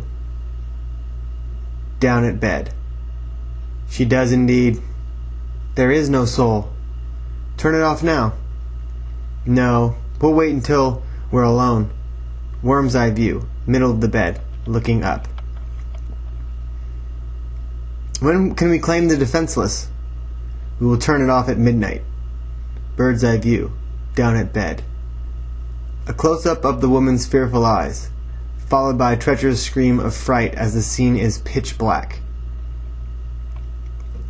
The woman is too afraid to sleep. She fears someone will take her life when she's not looking, yet being drugged does not help. Again and again the drug forces her to lose consciousness. As soon as she is alert enough, she meets a male nurse that she can trust. Being on the vent forces her to communicate through sign language, the little that she knows. Hi, I will be your nurse tonight. They tell me you're getting a little frightened. Just give me a hand sign or something. And you see that desk outside your door? That's where I'll be if you need anything. The woman shakes her head in agreement. She starts signing like a madman, telling of all her delusions. All the nurse can do is guess what she is trying to communicate. Man, the respiratory man, didn't talk, type something, voices, you heard voices in the wall. It's okay, you're probably imagining it. You need some sleep, you're perfectly safe here. He leaves to check the respiratory records and sits at the desk. Just wave me down if you need me. I'll be right here. Time goes on in the woman's cold-hearted mind. Her IV bag starts to bubble, boil. She waves her hand to signal the nurse. He turns his head and acknowledges her. He walks up. What is it? She signs something. You don't feel good? She signs the same thing again. Oh. You have to have a bowel movement? I'll be right back. The mysterious man who is in charge of Mantis needs to make sure Dr. Psycho meets this dangerous assassin. He makes a phone call to arrange the meeting. Dials the number, extreme close-up of fingers. The phone rings twice. Yes? Mouth close-up. I'm with Mantis right now. She has just finished carrying out her mission. Good. And how does this concern me? Arms folded. Sitting. I thought now would be a good time to meet her. Oh, yes. Now I remember. You were telling me of an extreme assassin. One who is not afraid of death. The one. Gets up. Bring her to me. I will be at the happiest place on earth near South Hauntington Beach at midnight, at the end of this week. She will be there. I'll let her know. Okay. Hangs up. Hangs up. Turns to Mantis. You heard that? Most of it. Where do you want me to be? The fifth missile test is underway. And who can convince this communist nation that they are threatening the lives of many who are close and afar? They look at the United States as evil, just as the United States views this corrupt world as evil. The steps being taken to spread nuclear power is nothing to be proud of. The fact that this nation is not the only one risking what is unnecessary disturbs not only South Hauntington Beach, but the entire world is at risk for war. Nuclear war. Being injured by Fearsome Flyer serves as a warning for what is yet to come. The bandage covering the soldier's wound, the wrap around his lower stomach, has a weird similarity to the woman who has been severely burned, who is lying in the hospital in a city polluted with crime and poverty, lighting up a cigarette. Soon, all our enemies will go down. When this nuclear technology is success, the enemy will go down. Seeping venom.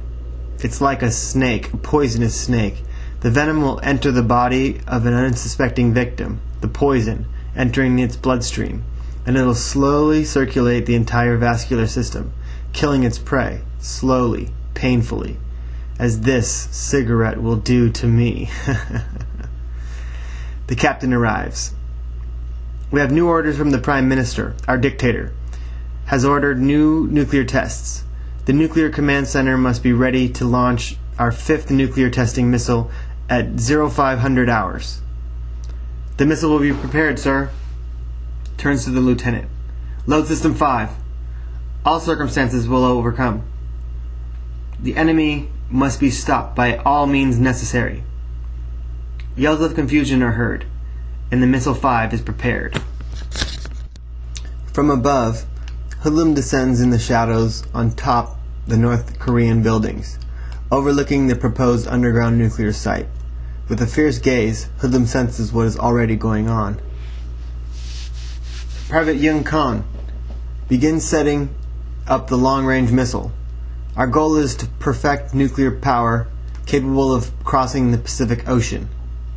Man the computer stations.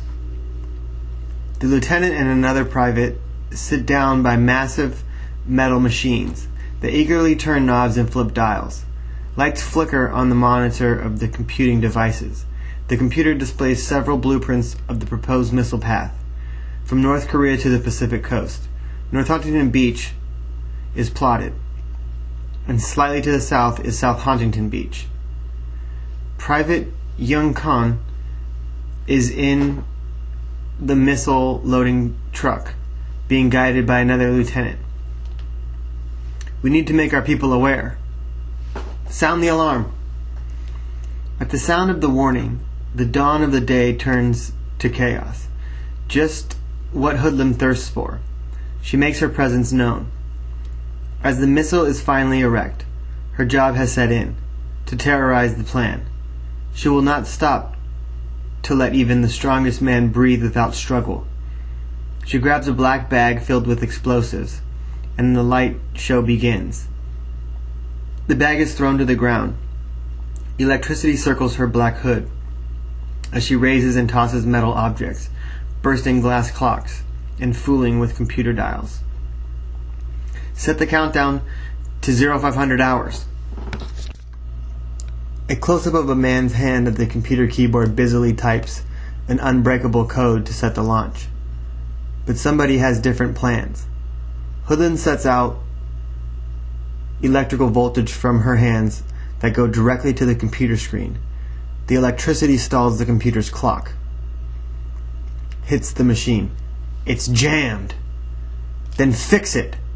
He draws his gun and starts shooting. Hoodlum dodges the bullet, and others draw their weapons.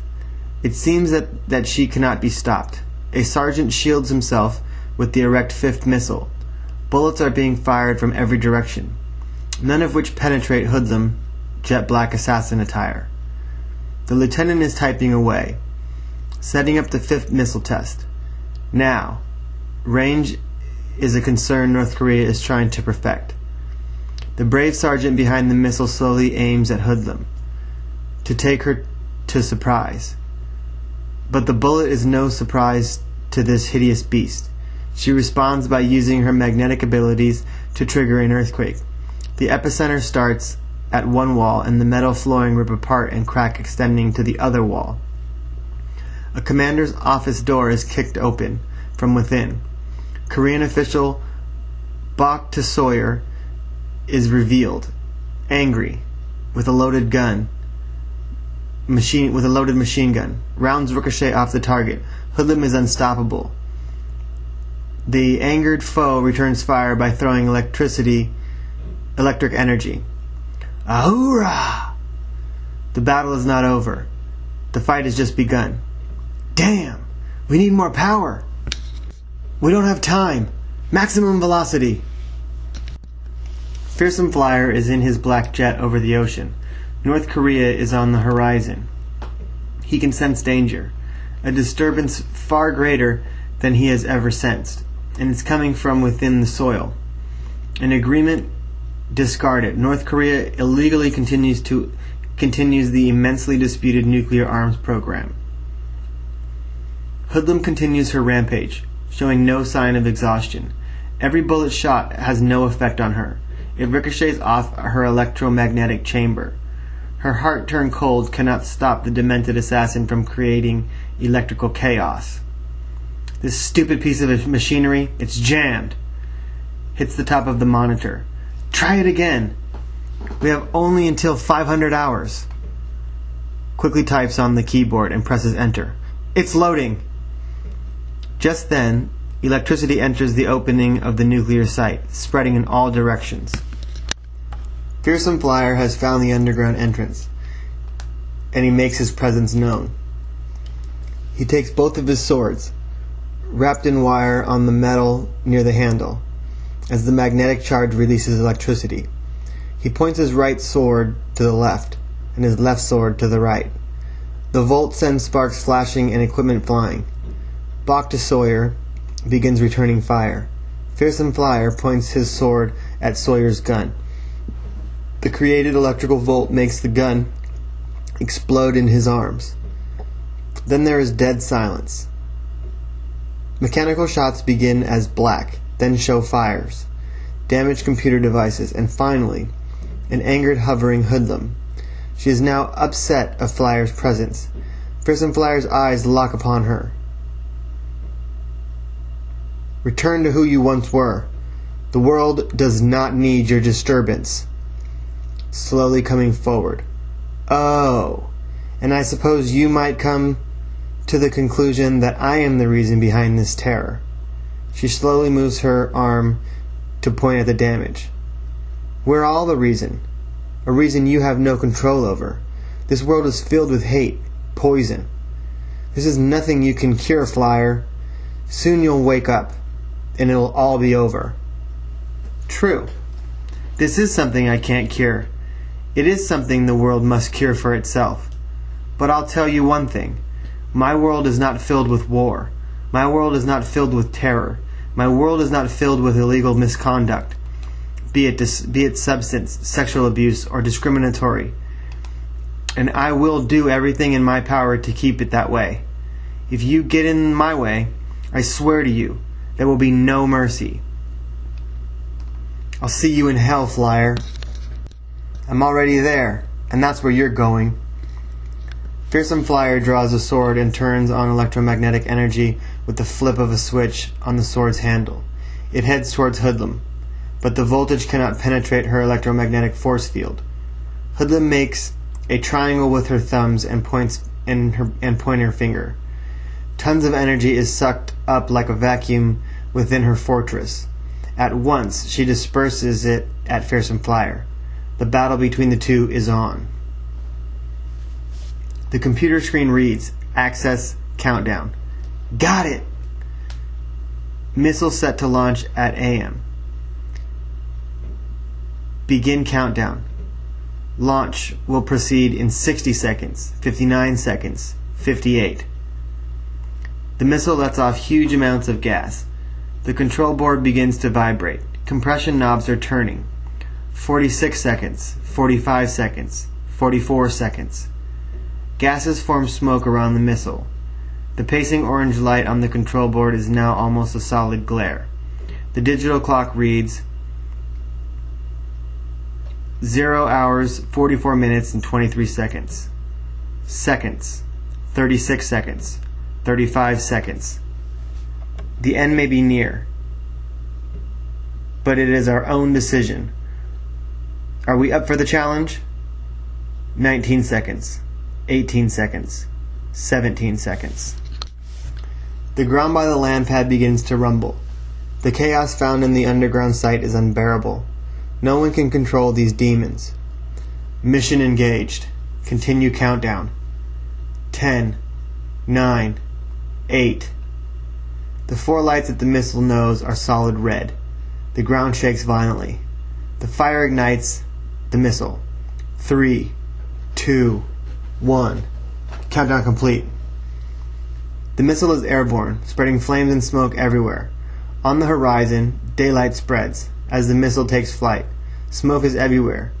The missile starts to fly over the ocean, gaining in speed. It seems to start out a normal day, but all that soon will change. The day seems to be going normally, until it was interrupted with a call. Ringing. Picking up. Hello? Are you where I told you to be? Yeah. Then do as I say, or we might get caught. Nah, this plan is practically foolproof. Just what I was afraid of. None of you fools get this right. Boss, come on. Give us a chance. Have we ever let you down? Okay. But we need to do exactly as planned, because I want Mr. Flyer to feel the need to follow my path. I need everything under control. With Hoodlum creating chaos on another battlefield, there is no possibility for him to defeat my plan. I assure you, everything will go as planned tonight. Oh, it better. Or you'll make me very angry. And you know how I am when I'm mad. Furious. Slams the phone down. Phone rings. Hello? It's me. The boss is in one of his moods. He called up to make sure we don't screw up. We? And you get this. If we do screw up, he'll have our heads. Come on, he knows we don't screw up. We won't screw up tonight. It's going to be practically clockwork. Yeah. But if you screw this thing up, he'll get mad at you. If he gets mad, then I'll have to hear it. We don't want that, do we? I get the picture. But you know I'm already here though. Just waiting for my watch to tell me it's time. Good. Meet me outside of Lego Universe at 12:30 tonight. Parking lot P. I'll be there. Hey, what about the deal? Forget the deal. We don't have time. Disappointed. K. You're not mad, are you? No, just can't believe how inconsiderate you are. Look, I'll make it up to you. Just do what we came here for, tonight and tomorrow. It's a different story. You'll get back some smack magic, I promise. Both lines hang up. After a while, the phone rings. Hello? Hey man, you in the hotel? Yeah. Well, the boss has already made it clear. He don't want no screw-ups. Come on, bud. You know me. I'll work and no play. I'll make sure things go as planned. I'm quoting you on that. I don't need no problems. Hey, when are we meeting? At 12:30 tonight. Why? Just double checking. We got to make sure the plans are executed as planned. I hope I really can rely on you. You've known me for 3 years. I won't let you down, I promise. I have had this job longer than you, and it's my responsibility to make sure things go as planned. If I fail, Dr. Psycho, it'll mean losing more than my job. It could cost me my life. That's why you got me. I got your back, man. Thanks. And if our partner gets out of whack, I'll straighten him out. If there's one thing you gotta remember, it's that you can count on me. Both lines hang up. Back in South Hauntington Beach, the Hauntington Beach massacre. Sang-Wee Cho has arrived at an ordinary environment of silent anger. There's a little nerd now. Yeah, the one who just woke up and threw on some clothes. They don't even match. Sniffs the air. Ugh. And you must have done too much partying last night, because you smell real bad, dork. This is the last time I can take your comments, guys. Is it the fact that I'm Korean? Maybe my culture is different, and I have forgiven my brothers and sisters many times, but I can only forgive so much. What are you saying, freak? Now, it's time to pay for your sins. Pulls out a semi-automatic and begins firing. Horrific scream. 2 hours later. Nobody knows of the tragedy committed just hours before. Nobody realizes what is about to come. Absolute terror. Okay, class. Discussing this criteria will assist you as I aid to prepare you for your final. Number 1. Do I have any volunteers, or should I randomly select a name from the roster? Cho walks in. Ah, Sang-Wee. Do you know the answer? Cho startled. Come on, you heard the man. Chinese runt. Be nice. Cho overhears the student. You've angered me before, and I took your comments, but your burdensome words I can take no more. You create your own fate. Now your fate is turned. Ha! What are you gonna do? He pulls his gun and shoots student 6. Yelling is followed by chaos. "Everyone, get under your desk!" "Not so fast, old man. I'll be giving the orders here. You see, it's too late. You've already crossed the line. I guess you have to accept fate, like I did. I didn't want to buy this gun, but the line was crossed. No one's gonna leave this room until you're all dead. Line up in front of the room." He shoots the ceiling. "Now!" 10 students line up in the front of the class. The campus police are running towards the shots. Point to the first student. "This is for all the times you said you'll show up, but you never do." Pulls the trigger. Points at a second student. "This is for all the things you think I don't hear." Pulls the trigger. Points at a third student. "You think you get away with anything? Well, I have feelings, you know. I am human." Pulls the trigger. Points at the fourth student. "How many times do I have to tell you? I'm not Chinese." Pulls the trigger. Points at the fifth student. "Remember all the times you get in my way on purpose? I'd say excuse me, but you never move. Well, I've had it." Pulls the trigger. The police kick open the door. "Stop!" Aims at Cho. "Ha ha ha! There's nothing you can do. At least let them go." "Spare them? Spare them, and take me in there instead." "No, I won't let them go." "Do it!" Shoots the wall. All the students run for the door. "No, that's not how it's supposed to be." Shoots the professor.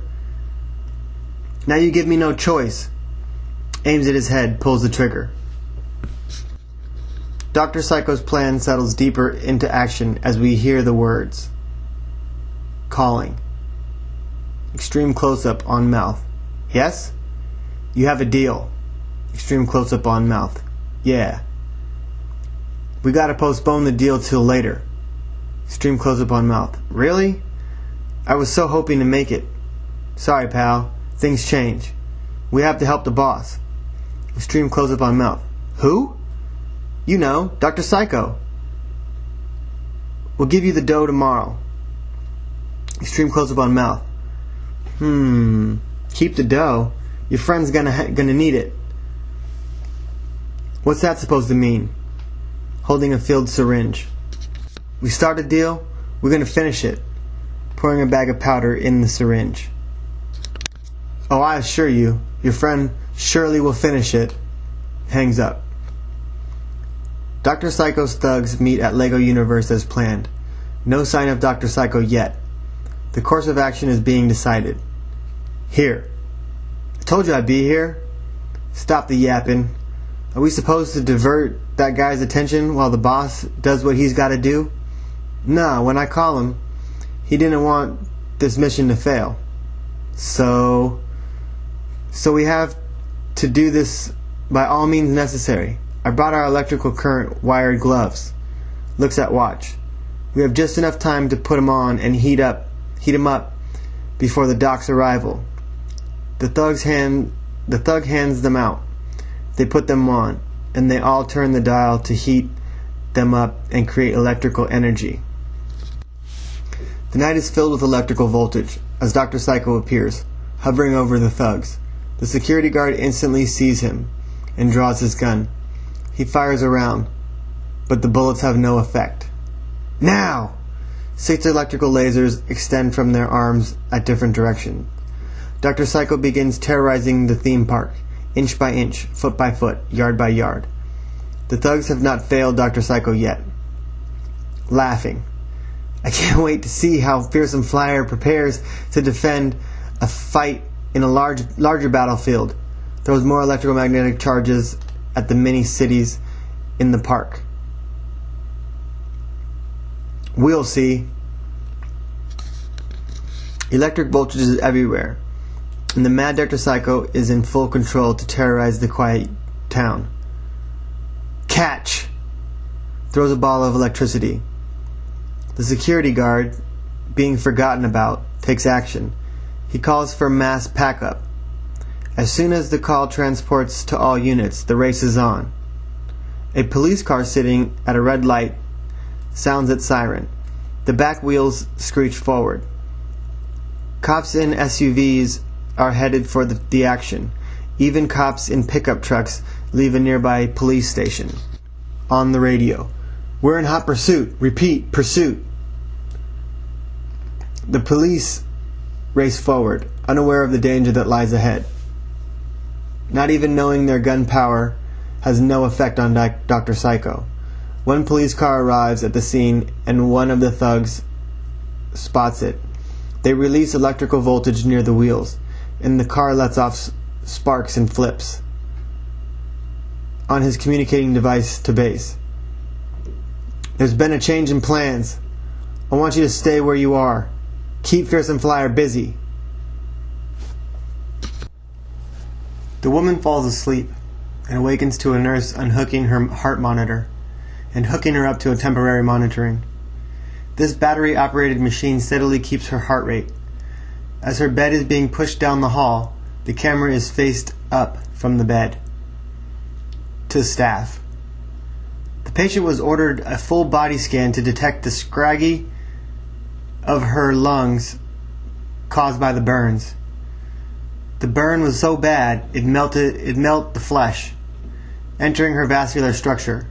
Dr. Stevens ordered this direct detection scan to find how serious the burns are, and they will give us a better direction of where to go from here. By now the woman's eyes are as wide as saucers. She has no control of what they're doing. The fear causes a fever that skyrockets. The cordless monitor beeps continuously. When they enter the lab, they lie down a transfer mat, and they slide her onto the scanning table. "Oh, I remember you. You were here yesterday. All right. I need you to lie very still for me. I know you could do it." Several lab techs join to help. Brings in a nurse. "This is Jill. She's our hitman nurse. She'll make sure everything goes right." After a while of feeling the huge plastic clamp holding the vent secure in her mouth, the woman feels defenseless, being peered upon from above. She remembers a past hallucination, and she begins to feel a violation of space. She remembers being raped by this sex-hungry X-ray operator. She frantically starts kicking and swinging her legs, trying to protect the area between her legs. After the scan is done, she is sent back to her room. Her forehead has beads of sweat, and her fever climbs. The woman is losing many hours of sleep, and she is tired. The night shift starts. The floors change nurses. All three come in to greet the woman. "Hello, how are you? I understand you are signing now. We're going to make you a communication board, so it would be easier to communicate something. All you have to do is point to what you're trying to say." "Yeah, we think it will help speed up the process of guessing. I say we make it, and we'll be back at 11 o'clock. Bye." They walk out. The screen goes black. The woman wakes up as the charge nurse returns to retape the ventilator safely to her mouth. The tube must not become dislodged from her throat, or the clamp could damage the tissue it holds to. The woman is woken up again by her night nurse dampening a cold cloth and placing it on her forehead to lower her temperature. She has to get through the day by fighting to stay awake. By now, she doesn't trust anyone. The nurse injects plutonics directly into her stomach to keep her stomach from getting sick. But in the patient's mind, it could have been anything. Her room's heart rate monitor having numerous peaks and sharp falls. The machine's beeps are continuous, and then it falls to a flat line. Emergency crews enter the room. They bring in hot electric heart rate support. "Clear!" The first volt does nothing. The emergency staff on call lubricates the device again. The same man repeats the procedure. "Clear!" The volt brings back a weak heart rate. The Mantis get away. A planned operation is what is particularly interesting. Who is in on it? Where are they going? The two masked figures make their way in a stolen car with no license plate. Where are we going? Someone wants to meet you. He looks in the rearview mirror. Hold on, we have company. Sirens are everywhere following behind the car. The car approaches the on-ramp to 805 North. It doesn't even wait for a green light. The police follow. The chase is only beginning as other units are called to the scene. They do numerous amounts of weaving through traffic, establishing what has only begun. To pick a fight is already second nature. These two won't get down without a fight. The driver purposely crashes into cars on its sides, trying to make them swerve or flip them over, stalling the cops. After a while of weaving, the driver notices a freeway cross-section. Make sure your seatbelt is on, kid. She puts on her seatbelt and does the sign of the cross. The car turns to the cross-section, speeds for it, and flies off. The 6th nuclear missile test is underway. Fearsome Flyer has sensed a need to be present in South Hauntington Beach, knowing that Dr. Psycho's assassin squad is set to release an all-out attack on the city. Hoodlum remains at the launching site, puzzled why he left a dangerous criminal at a site of the beginning of world destruction. Turns to look at Hoodlum. Does anyone here speak English? I do, sir. Why do you want to speak to her? She is destroying our plans. A danger now becomes an ally if confronted in the right way. What is your plan, sir? To have a successful nuclear test that reaches our enemies. We need to protect our country, like everyone else with nuclear power. With her abilities, we could meet our goal. But what if she doesn't want to help us? Then it's her problem. Your job is to make her side with us. But that's an order. Meanwhile, Fearsome Flyer is approaching the coast of the well-lit country of Hauntington Beach. Still unaware of the chaos starting in North Hauntington Beach, Fearsome Flyer somersaults in the air, slicing the air with his electrical swords, making his presence known. The captain urges the major to convince Hoodlum to assist in their nuclear efforts. Go speak to her. Walks to Hoodlum in English. Compared to you, we have no power.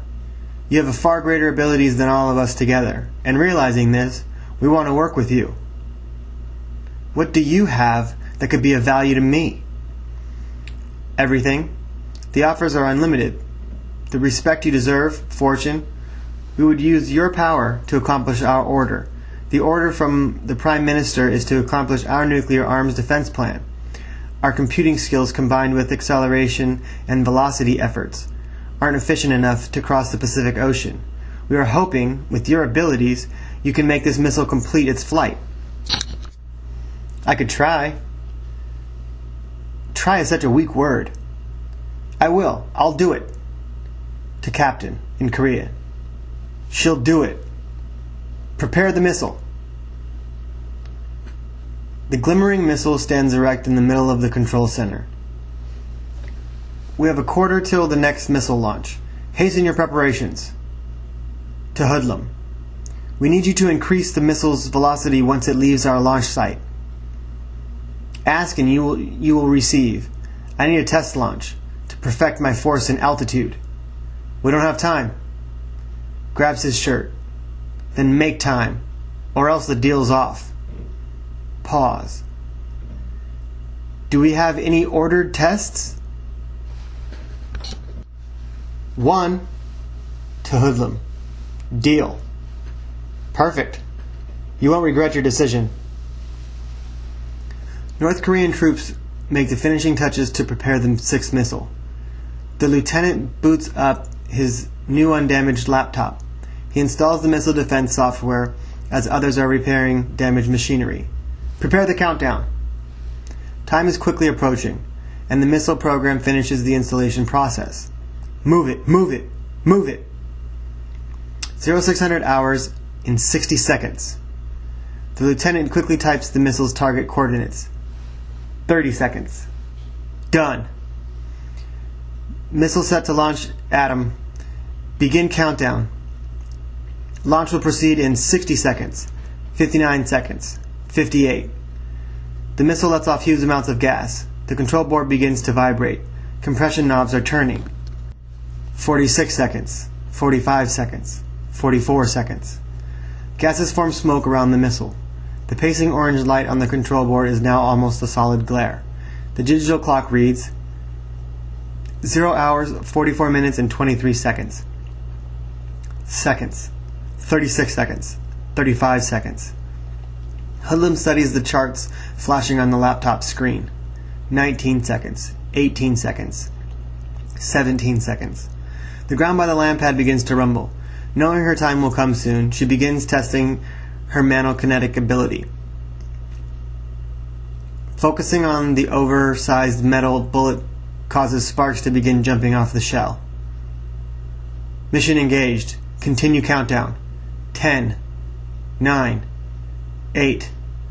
The 4 lights at the missile nose are solid red. The ground shakes violently. Fire ignites the missile. 3, 2, 1. Countdown complete. The missile is airborne, spreading flames and smoke everywhere. On the horizon, daylight spreads as the missile takes flight. Smoke is everywhere. The missile starts to take flight over the ocean. The assassin training camp, a discussion begins to have Hoodlum and Mantis, the most skilled assassins, assist in spreading the terror. How little do they know? Fearsome Flyer is back in the shadows of the city. The fact that Hoodlum is in discussion with North Korea does not help our rise to terror. We've just received word she's on her way back. Really? What's her position? 92-54. A radar system tracks Hoodlum. The tracking device is of the most up-to-date technology, that it can track from thousands of miles away. The flashing dot is slowly advancing towards the center. We need to call Mantis. Perhaps she can be of assistance. On the radio. Mantis. The rage of terror burns in all of our souls. Mine is black with sin, but together we erase that sin. We need to work on this rage together, as a whole, as a single purpose. I ask you to do this to better the world. The Mantis get away. Back on the freeway.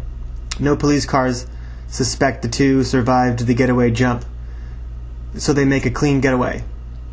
Well, kid, you know your job. Do it. The beat-up car drives off. The plan to terrorize has taken effect. Assassin squads glide down ropes, silently preparing the plan of attack. Some start typing away on black laptops, while others check the night's surroundings with infrared goggles. The skilled ninjas move silently through the night. Then, one breaks a glass window by throwing a ninja star. They pick up their guns and head in the building. Being careful not to sound an alarm, they carefully search drawers and cabinets, flip through papers and files. One accidentally knocks a trash can down. The phone rings, and one of the assassins disconnects the phone. A light goes on. A mumbling is heard in the room next door. A while passes by. Then the door to the room opens. The trespassers who enter fall upon no one. We've been robbed. Look at that. The shattered window. Just then, the trained ninja assassins make their presence known. They come out of hiding, falling from the ceiling, and jumping out from behind the door and desk. How little did they know that this night would be of their last. The assassins yell in anger, startling the fearful couple. A mad assassin fires a round, ending the couple's lives. Just then, electricity shoots through the room, followed by the sword of Fearsome Flyer. For every end there is a beginning. For every beginning there's an end.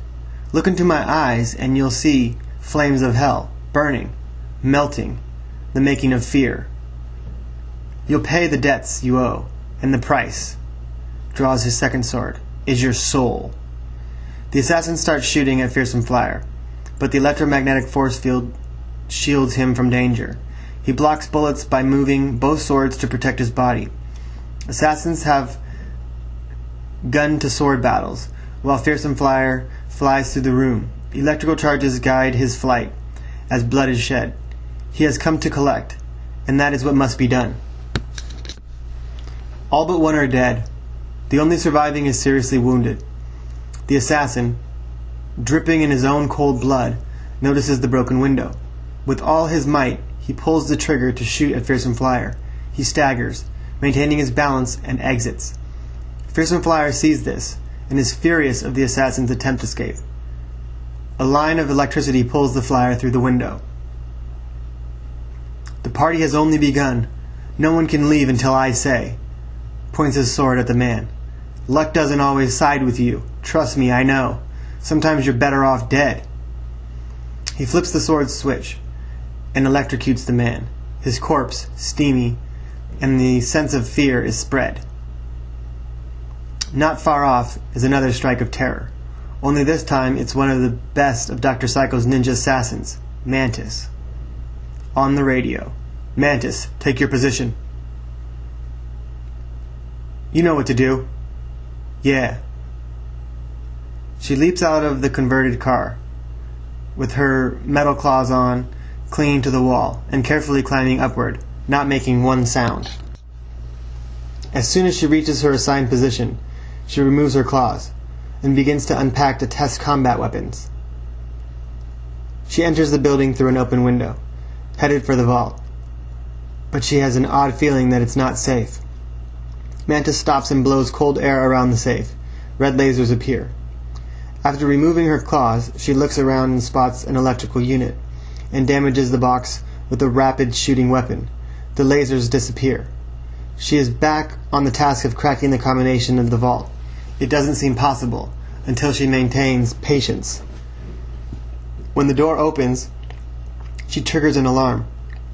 She rises to her feet, looking back and forth, not really knowing what to do. A few armed cops enter the business owner.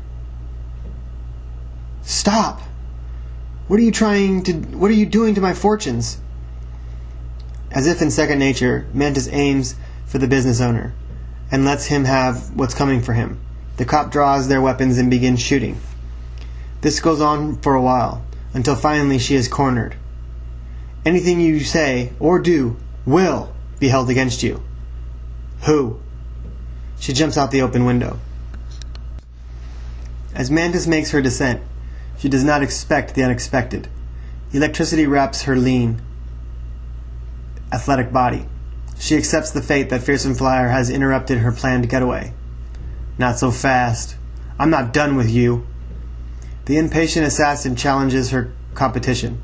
Maintaining her balance, Mantis uses her magnetic gravity-defying boots to attach to the beams of the building. She gets her long-range shotgun and shoots for Fearsome Flyer. Her moving target dodges the bullets. The bullets that seem to reach the target have no effect. Fearsome Flyer accepts the challenge and draws both swords from his back. At the same time, he twists and twirls, engulfed in an electrical charge, bonding with the building, coming closer and closer to Mantis, swords gaining towards the center of her chest. At the last moment, Mantis breaks the bond by slipping on her metal claws. She uses them to defend herself, clawing at the masked militant, as if it were a catfight. Noticing that the claws do no damage, she focuses on her attack. Swords meet claws, claws meet swords. The fight seems endless. Suddenly, Fearsome Flyer senses something, a need for his presence. He flies off in the direction hell has beckoned. Hoodlum is back. After receiving orders from the assassin training camp, she vows to create a rise of terror in the city. Hovering in the park. This city, so quiet, so calm, so beautiful. Well, tonight it all ends. Soon they will pay for all that is wrong, the pain, what they did to me. Soon they will pay. A young couple marvels the many different artifacts in the museum. They are completely unaware of the events taking place outside. Did you know these arrowheads were dated back to 2500 BC? They were found in ancient Rome. And to think, all they were are fierce gladiators. It says, they were at battle with the barbarians, They must be from them. Or maybe Roman knights were defending the Roman kingdom.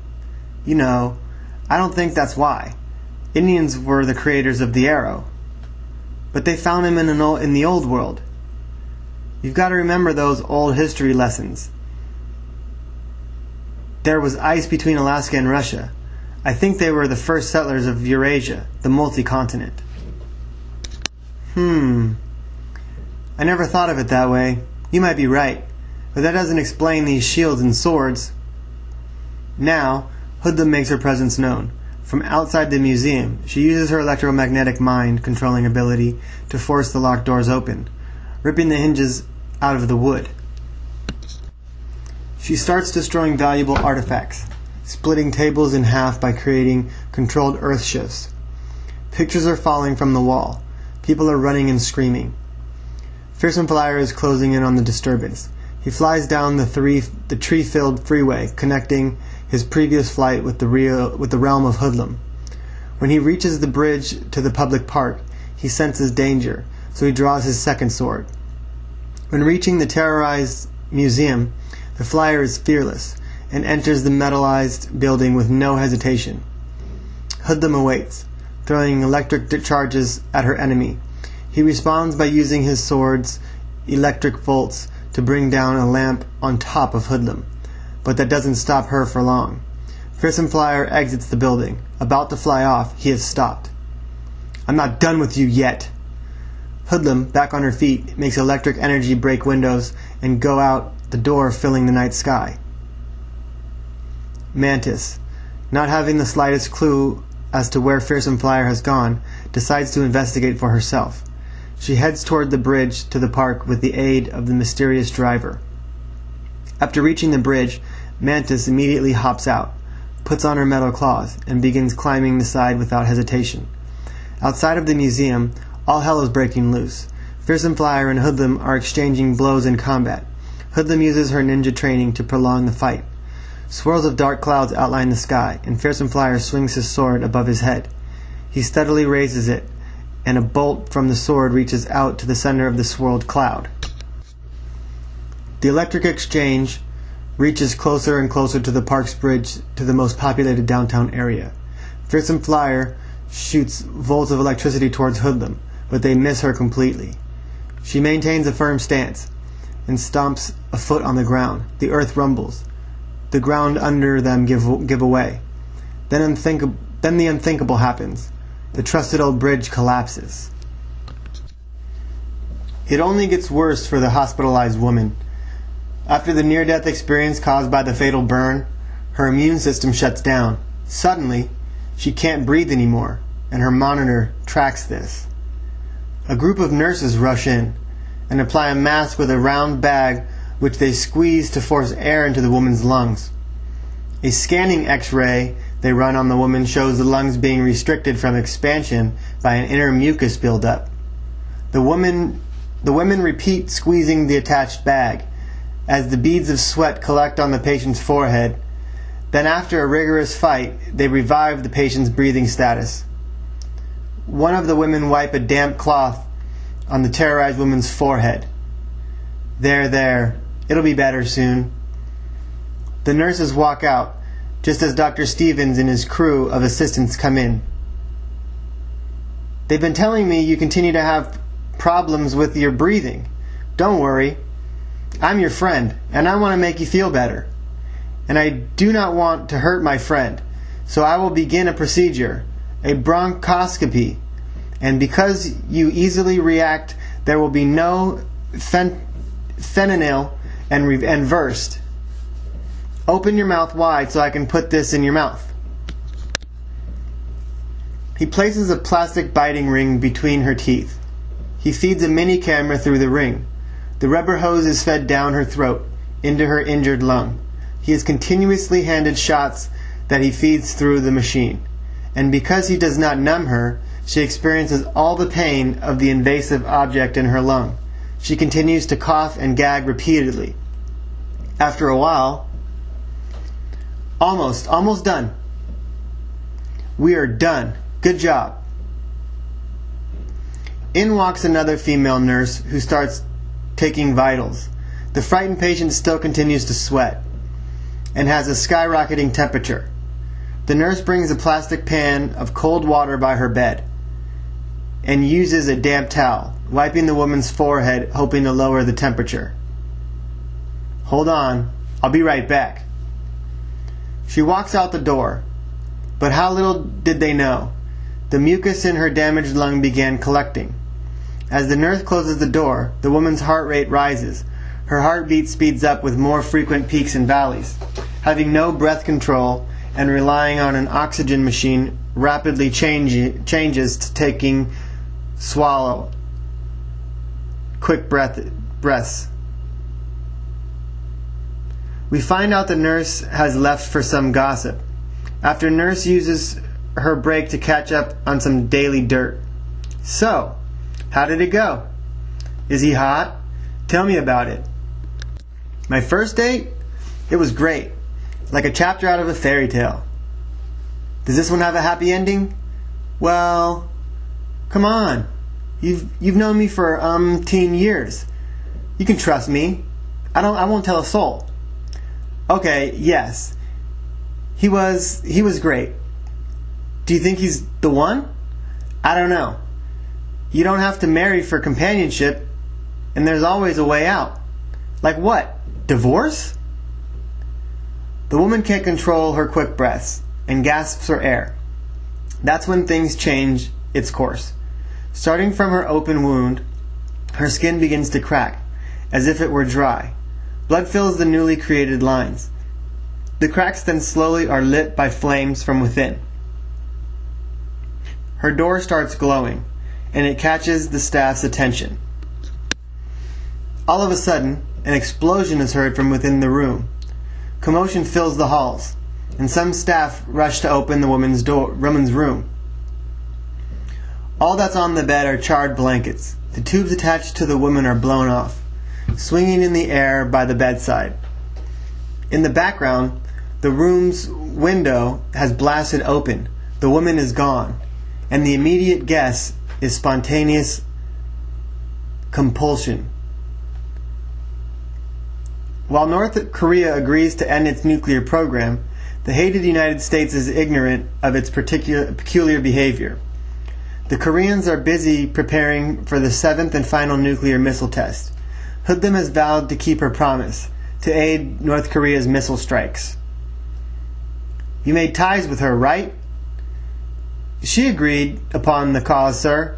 There's no way of telling is it was true." "Well, she better decide by 1600 hours and 25 minutes. She said she would be here before 0700 hours. Hoodlum appears in the night sky, hovering over the ocean, electricity surrounding her. Her dark hood shadows her face, and her black skin tight suit is engulfed by voltage, and in the background lies North Korea. "The time's ticking, Major. It's not much longer that we can wait for her. Here I am, just as promised, and ready to assist. We are almost ready to prepare your 7th missile test, and yes, we do greatly appreciate your help." 15 minutes.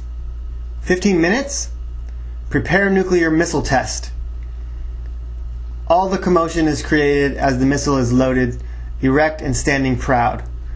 Hoodlum's hands are exchanging electricity. The beginning of programming nuclear missile test number 7 is underway. Soldiers are moving left and right across the missile launch site. The damaged machinery is being repaired, while others are cleaning the floor from debris. The 2 lieutenants are busily programming the next test at 0700 hours, military time. Matched velocity? Check. Friction? Check. Force time speed? Matched. Locked in for 0700 hours. Targeted launch in 0.016 hours. Lock systems targeted. Maximize nuclear energy. Bars fill up on the computer screen, and a 9-minute digital countdown begins on the computer monitor. The computer targets South Hauntington Beach. The on-screen landmass stretches all the way to North Hauntington Beach. Areas of prognosticated high impact are magnified. It is one lieutenant's job to establish a trusted working relationship with their new ally, Hoodlum. After the clock on this computer screen counts back to 0, there will be a computer-simulated countdown. Your job, at the end of the countdown, is to use your abilities to increase the missile's elapsed force. You use these words wisely. My soul hungers for revenge. I gave you my word I can't go back upon. I have no choice anymore. My freedom was stolen, my trust weakened. Pain has no feeling anymore. I'll destroy and ignore pain. It is a feeling that only gets in the way of my goal. I took an oath that I would have this revenge, and nothing or no one would take it from me. People busily ready the missile. The digital countdown stopwatch reaches 6 minutes. There's something acting up in missile controls. How little did they know. Company was on the way. Unwelcome company. Fearsome Flyer is approaching the country, showing a sense of disgust in his glare. Commotion is stirring as the North Korean military takes its last-minute preparations for its nuclear missile test. Then an unexpected guest crashes the party. You're back? Indeed, you summoned me. What have we done to summon you? Nobody called you. Maybe it's your country's evil plan. Perhaps it's your alliance with the most disturbed souls of this world. Did it ever recall to you that maybe I love my country? I'm willing to die for it. There's nothing you or anyone can do about that. I sense your attached feelings, but your love will turn sour to chaos. Your chaos will turn to grief. Your grief will turn to sorrow. I do not fear you. You do not indeed, but you'll soon get what you deserve. Pace yourselves. Prepare countdown. The digital clock on the computer screen reaches 300 hours. Hoodlum stops what she's doing and slowly raises her head in response to Fearsome Flyer's electrical surge. The glare in her eyes is of anger. You're here? How foolish are you? There's no stopping me in what I'm about to do. You're right. I can't stop you, but I can protect the millions of innocent people you're willing to destroy. What have they done to you? Taken everything. My parents, my will to live. It's our differences. Our differences are what make us human. Wrong. We're all the same. I don't want to rid the world of hatred for fun. It's a personal goal, one I will win. I may use a wheelchair by day, but by night I am someone else. I still am the same person. But you, I do not recognize you anymore. Our differences don't make us human. They make us animals. And I'm ashamed of you. You are no longer human. With that said, Hoodlum releases the electric charge directly at Fearsome Flyer. The angered warrior draws his sword and destroys the ball of electrical energy. Fighting between the two begins as the military officers carefully protect their machines. The lieutenants enter last-minute codes into their computers. Papers are flying. Electrical energy is colliding. Corruption is speeding time up. The digital clock is at its final minute. Lock system codes! The lieutenants prepare some buttons on the keyboard. System locked! The fight continues. Fearsome Flyer and Hoodlum show no sign of tiring. We arrive to the final seconds before the countdown. 25, 24. The fight seems like it will never end. 3, 2, 1. Missile sent to launch, Adam. Begin countdown. Launch will proceed in 60 seconds, 59 seconds, 58. The missile lets off huge amounts of gas. The control board begins to vibrate. Compression knobs are turning. 46 seconds, 45 seconds, 44 seconds. Gases form smoke around the missile. The pacing orange light on the control board is now almost a solid glare. The digital clock reads 0 hours, 44 minutes, and 23 seconds. 36 seconds, 35 seconds. What is happening catches the attention of Fearsome Flyer and Hoodlum. The fight seems to end, but But is it really the end? Hoodlum made a commitment, and Fearsome Flyer has vowed to prevent her damage. 19 seconds. 18 seconds. 17 seconds. The ground by the land pad begins to rumble. Fearsome Flyer flies off to prevent the missile test. Hoodlum focuses on the missile shell, making parts of it spark. Mission engaged. Continue countdown. 10, 9, 8. The 4 lights at the missile nose are solid red. The ground shakes violently. Fire ignites the missile. 3, 2, 1. Countdown complete. The missile is airborne, spreading flames and smoke everywhere. Hoodlum's arms are reached out as she focuses on the missile, using her mental electromagnetic abilities to guide the erect metal monster upward, increasing the speed. Smoke is everywhere. The missile starts to take flight, but Fearsome Flyer has a different idea for the magnificent beast. He uses both swords in his favor. He shoots electricity from both, altering its course. Hoodlum sees this and pushes it with her mental abilities back on course. Fearsome Flyer uses his abilities, and the compaction of both forces cause the missile to explode in midair. North Hauntington Beach. The dark night is filled with excitement as the park stays open for late hours. Teens are walking around in groups separated from their parents. Cotton candy, flashing lights, music, roller coasters are zooming around, and all this brings smiles to everyone. But all this is about to change. A family of 5 want to ride the coaster, but the youngest kid feels left out. "Hey kids, how about we all go on this ride?" "Yeah!" "I don't know, Jim. That ride seems awfully rough. Besides, who's going to stay with Tommy?" "Come on, Mom. I can ride that thing." "What makes you think I can't?" "You saw the sign. You're not tall enough." "Well, we'll watch him." "It's not about watching him. It's about the rules. I'll stay with you. You kids, go with your dad. We'll meet you here when you're done." But all that changed. From behind the tracks. "Sir, we're at point 4. "Excellent work. Move in when you're ready." The assassin makes signs to the other hiding assassins to move in. One assassin starts to climb the coaster's supports. Another lurks forward, crawling and not in sight. Then someone points out the climbing assassin. People start questioning his presence. From a raised platform behind the crowd, an assassin takes out a handgun and hits a man in the crowd who falls to his knees and collapses. A woman screams, and all the assassins make their presence known. Fearsome Flyer is already not too far behind. He knows he is needed, and this is what makes him a hero.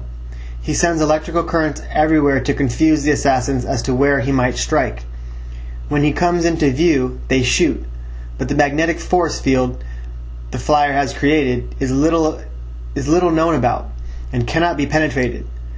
The fight above the running crowd goes on and on, but the fight Fearsome Flyer summons is needed. If nobody cared to destroy the face of terror, the crowd at this amusement park would not have been spared.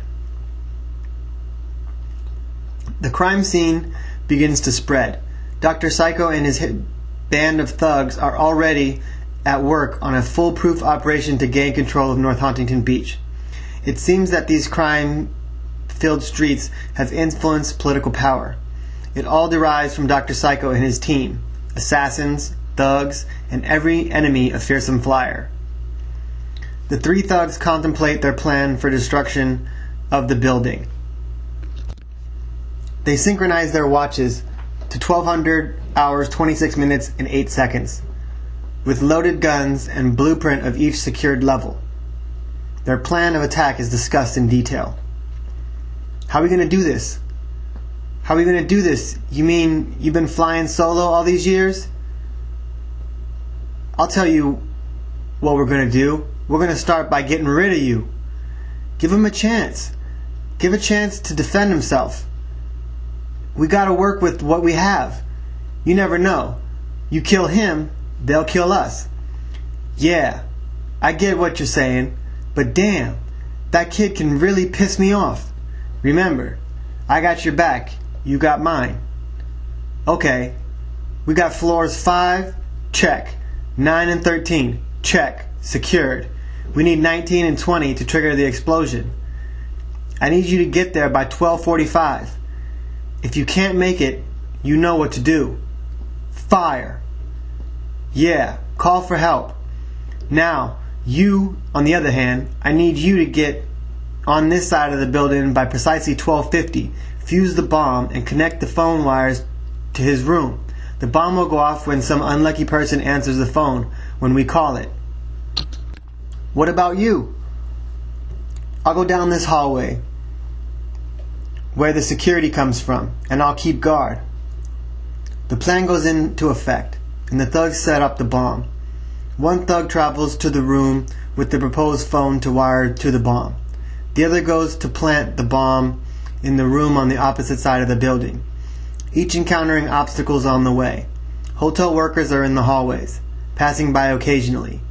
The two thugs sneak down the hallway. One looks at his watch, 12:29. The third thug is guarding the secured hall. A hotel worker walks up the stairway to the hall and sees this, draws his pistol, aims, and shoots. He glances at his watch, 12:33. The other two thugs continue their routes, and when they get there, they only have 10 minutes to connect their right wires and get clear of the explosion. They get busy and start connecting wires. Guests have gone. The park is closed. Lights are still on, but nobody knows the danger that is about to come. A silent night is awakened by an electric bolt rising from the tip of Space Mountain. Then a revolving chainsaw sound is heard. A little while later, Dr. Psycho's insane metal whip smashes at the futuristic mountain. It's time. What's that I smell on a cold summer night? An evil scheme from Dr. Psycho. You genius. With Fearsome Flyer far away, I can now gain control of a new battlefield. I'm free. No one can stop me, you fool, Mr. Flyer. You're nothing but a coward. Show your face. Sometimes I miss having an enemy, but then it would destroy the fun. He grabs his walkie-talkie. How's it going over there? All as planned. We're in our stations. My two associates are planting the bomb. I'm maintaining a secured floor. Dr. Psycho makes his way to the adjacent park. He uses his magnetic suction cups to climb different rides that get in the way of his path. With the park lights still on, Dr. Psycho's electrical currents brighten up the dark sky. Yes, Flyer, come and get me. I'm waiting for you. You can't do it. It's highly impossible to stop me now. It's over, Flyer. Electrical energy spreads through the sky. Fearsome Flyer appears. Wrong. It's just the beginning. Dr. Psycho and Fearsome Flyer start an electrical, whipping chainsaw fight. It seems like a fight to the end, but Fearsome Flyer cannot seem to be stopped. He shows no sign of wearing down.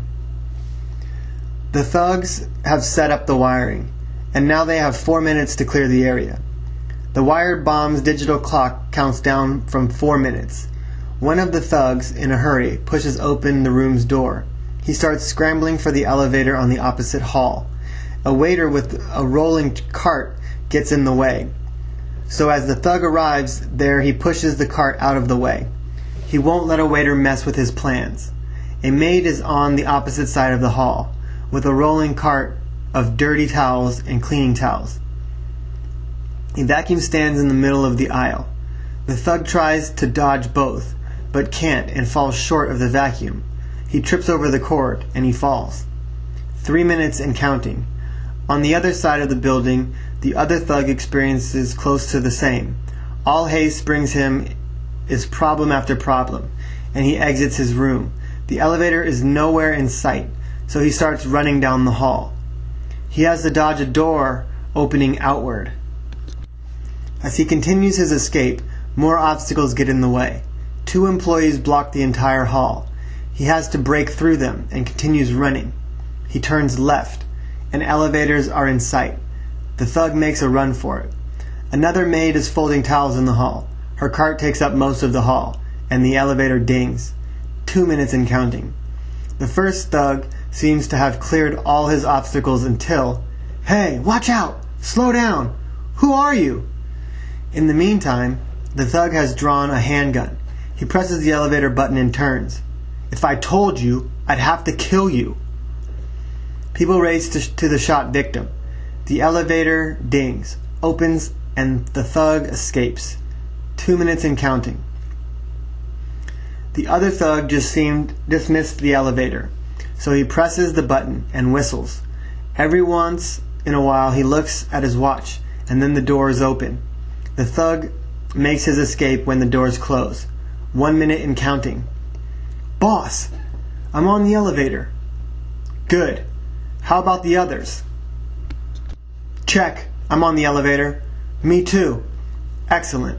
The time has come in 5, 4, 3, 2, 1. The phone dials the wired telephone in the resort's room. After a couple rings, a vacationer excuses himself from his buddies to answer the hotel room's phone. Little to know the fate that awaited him. He picks up the phone and the bomb is set off. The masked man's car screeches into a parking lot, with the masked assassin, Mantis, by his side. Nobody knows the man's capability. He did what he was told, and took Mantis to see Dr. Psycho. Both get out of the car. Hurry! After a while of running and shots of Dr. Psycho's plot of terrorism, the masked man spots Dr. Psycho. He and Mantis run to the evil man. "Sorry we're late. We had a little trouble getting some cops off our tail." "Never mind that. A fool's never perfect. What have you brought me?" She goes by Mantis. Being our most skilled assassin, she risks it all. She puts her life on the wire. She's not afraid of death, and she completes every mission we tell her to do. "So, Miss Mantis, I don't know you. Perhaps you can tell me a little about yourself." "Well, first let me start off by saying you don't know me. You most likely gave up on me. Like everyone else. But like he said, I'm not afraid to die." "Melissa? It can't be. We all saw you die." My radio jammed, which I used to communicate to my team of assassin terrorists. As I led the hijacking mission, everything was going smoothly. Me and my assassin plotters broke into the cockpit. We killed the pilots and took control of the plane. Our wing terrorists took the Holt from the passengers, and our terrorists in the plane's storage successfully set up the bomb we snuck on board in our luggage. Our plan to escape the plane was derived by our scientific terrorist organization known as Psy-Corps. They provided us with special devices that look like watches, but when you turn the dial, you can escape into another dimension. At the very last second before impact, being locked in the plane's bathroom jammed my frequency. I remembered our plan for escape and turned my watch's dial. The next thing I remember is I woke up back at the assassin training camp. I see, Miss Conwell. I want to ask you something. You know of our enemy, Mr. Fearsome Flyer? Yes, I know him well. Do you want abilities like me? You are no longer Mantis. From now on, you'll be known as Praying Mantis. The shot horizontally pans the shoreline from South Hauntington Beach to North Hauntington Beach. Downtown South Hauntington Beach is extending southward. The coastline is filled with buildings and lights. When we were young, we didn't know the meaning of cool. We were taught morals, the value of life. It's in every book. Do unto others as you want done unto you. In other words, treat your neighbor, not just across the street, but in every corner of the world, as you want them to treat you. Ever since 9/11, tall buildings have mistakenly been viewed as a symbol of power. 2 buildings, after the fall of the Twin Towers, have surpassed its height. Now, money is thought to be power. when it is in fact knowledge. You remember the story of the city of Babylon? They built a tower to reach the heavens. They were punished by God, and the building was destroyed. History repeats itself if you do nothing. It's time to face reality. It's time to clean up the scum. For this is the realm of Fearsome Flyer.